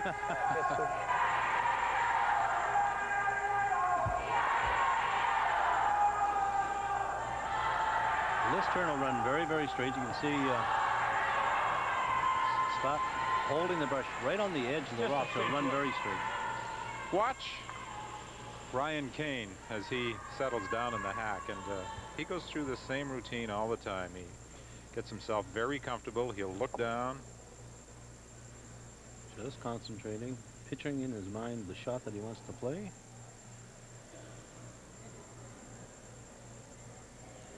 He's very methodical when he gets in the hack. Clean, yep. Yes. Clean. Clean. Oh. Clean. Oh, clean, clean. Clean it. Start, Ryan. Again, he's successful in peeling. 4 rocks remain to be delivered. Excellent curling. Precise shots by Ryan Keane. 5-5 is the score. Only once has either side been able to score more than a single point. Alberta got 2 in the 6th. Ontario came right back with a pair in the 7th. I'll be in. Yeah, it does. Let's go, guys. Top 4. No double, eh? John Morris has decided to go in with this rock, and this is a good call if he can get it on the corner of the 4-foot. Right here, guys. Bury it. Round cover, and that's the big concern. Wait only. Wait only. Under. Come in. Come in. At the end. Whoa. At the end. Close. Yeah.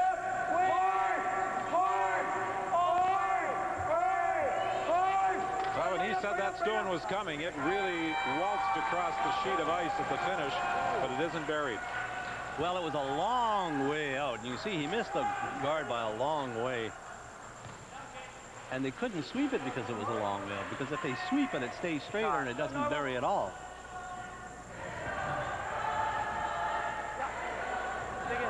But the nice thing for John Morris is that if Scott Pfeiffer hits and rolls out here, he'll have exactly the same shot.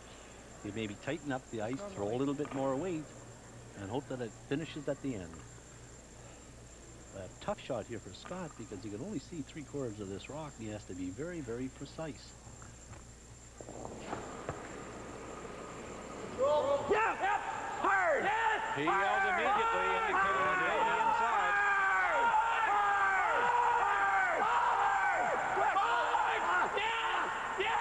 That's a great shot. That's a great shot.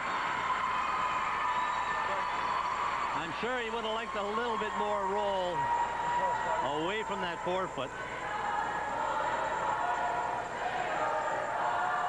For John Morris, exactly the same shot.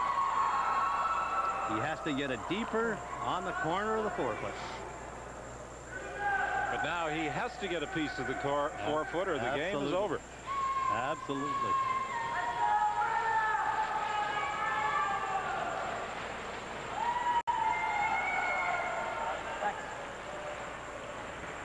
Ryan Keane, Scott Pfeiffer, I'm sure hoping that Scott will not have to throw the final stone of this game, but whether he will or not depends on what John Morris does right here. Oh, heavy. Bury it. Close. Yeah. Wait only. Yep, Floyd. Yes. Where's Wade? Yes. Hard.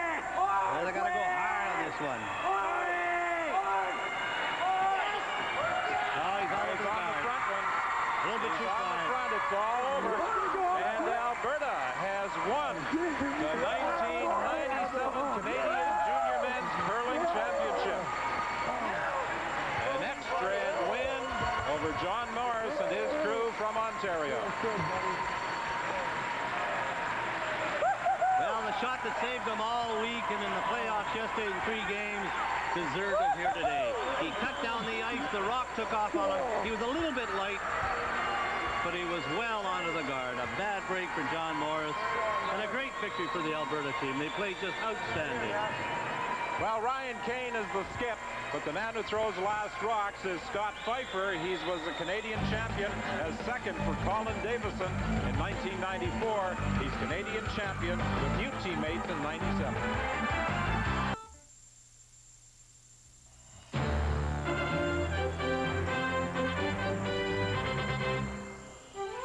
The Maple Leaf Juniors on CBC.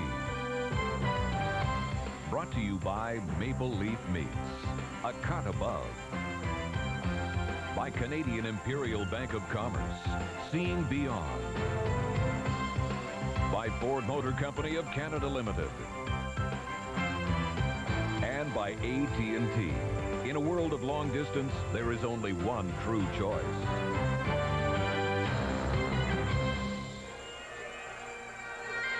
Welcome back to Selkirk Recreation Center, and welcome your new Maple Leaf Canadian Junior Men's Champion from the province of Alberta, skip Ryan Keane.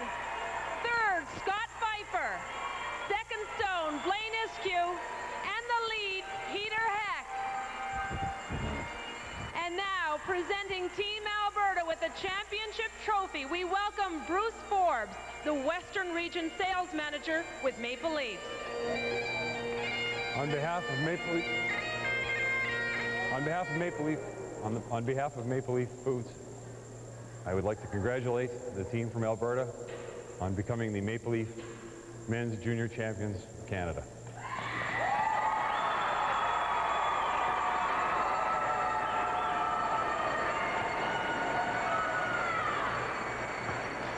Congratulations and best of luck carrying Canada's colors next month in Nagano, Japan.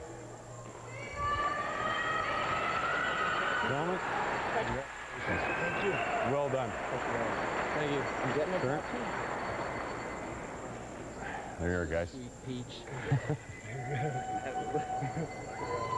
Sorry. And there it is, the championship trophy, Team Alberta. Now we'll represent Canada at the World Junior Championships in Japan, and we'll be back to talk with Scott Pfeiffer and Ryan Keane after this. And welcome back to Selkirk, Manitoba. Team Alberta with a thrilling 6-5 extra end victory over Team Ontario. And they join me now. Let's start with you, Scott Pfeiffer. What were you thinking when you were watching the last rock coming down? I knew he threw it a bit tight, but I thought they could keep it straight. But I knew I'd have a shot for the win, so that's all that mattered. I thought I had my 4-foot weight. So you were able to keep things reasonably open. And how about that first rock of yours in the 11th end? Looked good all the way. I guess they swept it hard. Yeah, they sure kept it straight. Kind of scared me a bit, but they weren't into scared. a good place, yeah. Now you get to go back to Japan, a place where you've been twice before, and you were saying how much you would love to go back. Well, now there you are, Team Canada. Yeah, you betcha. Gotta like it. Yeah. Ryan, what were you thinking during the game? What does it mean to win the Canadian Championship?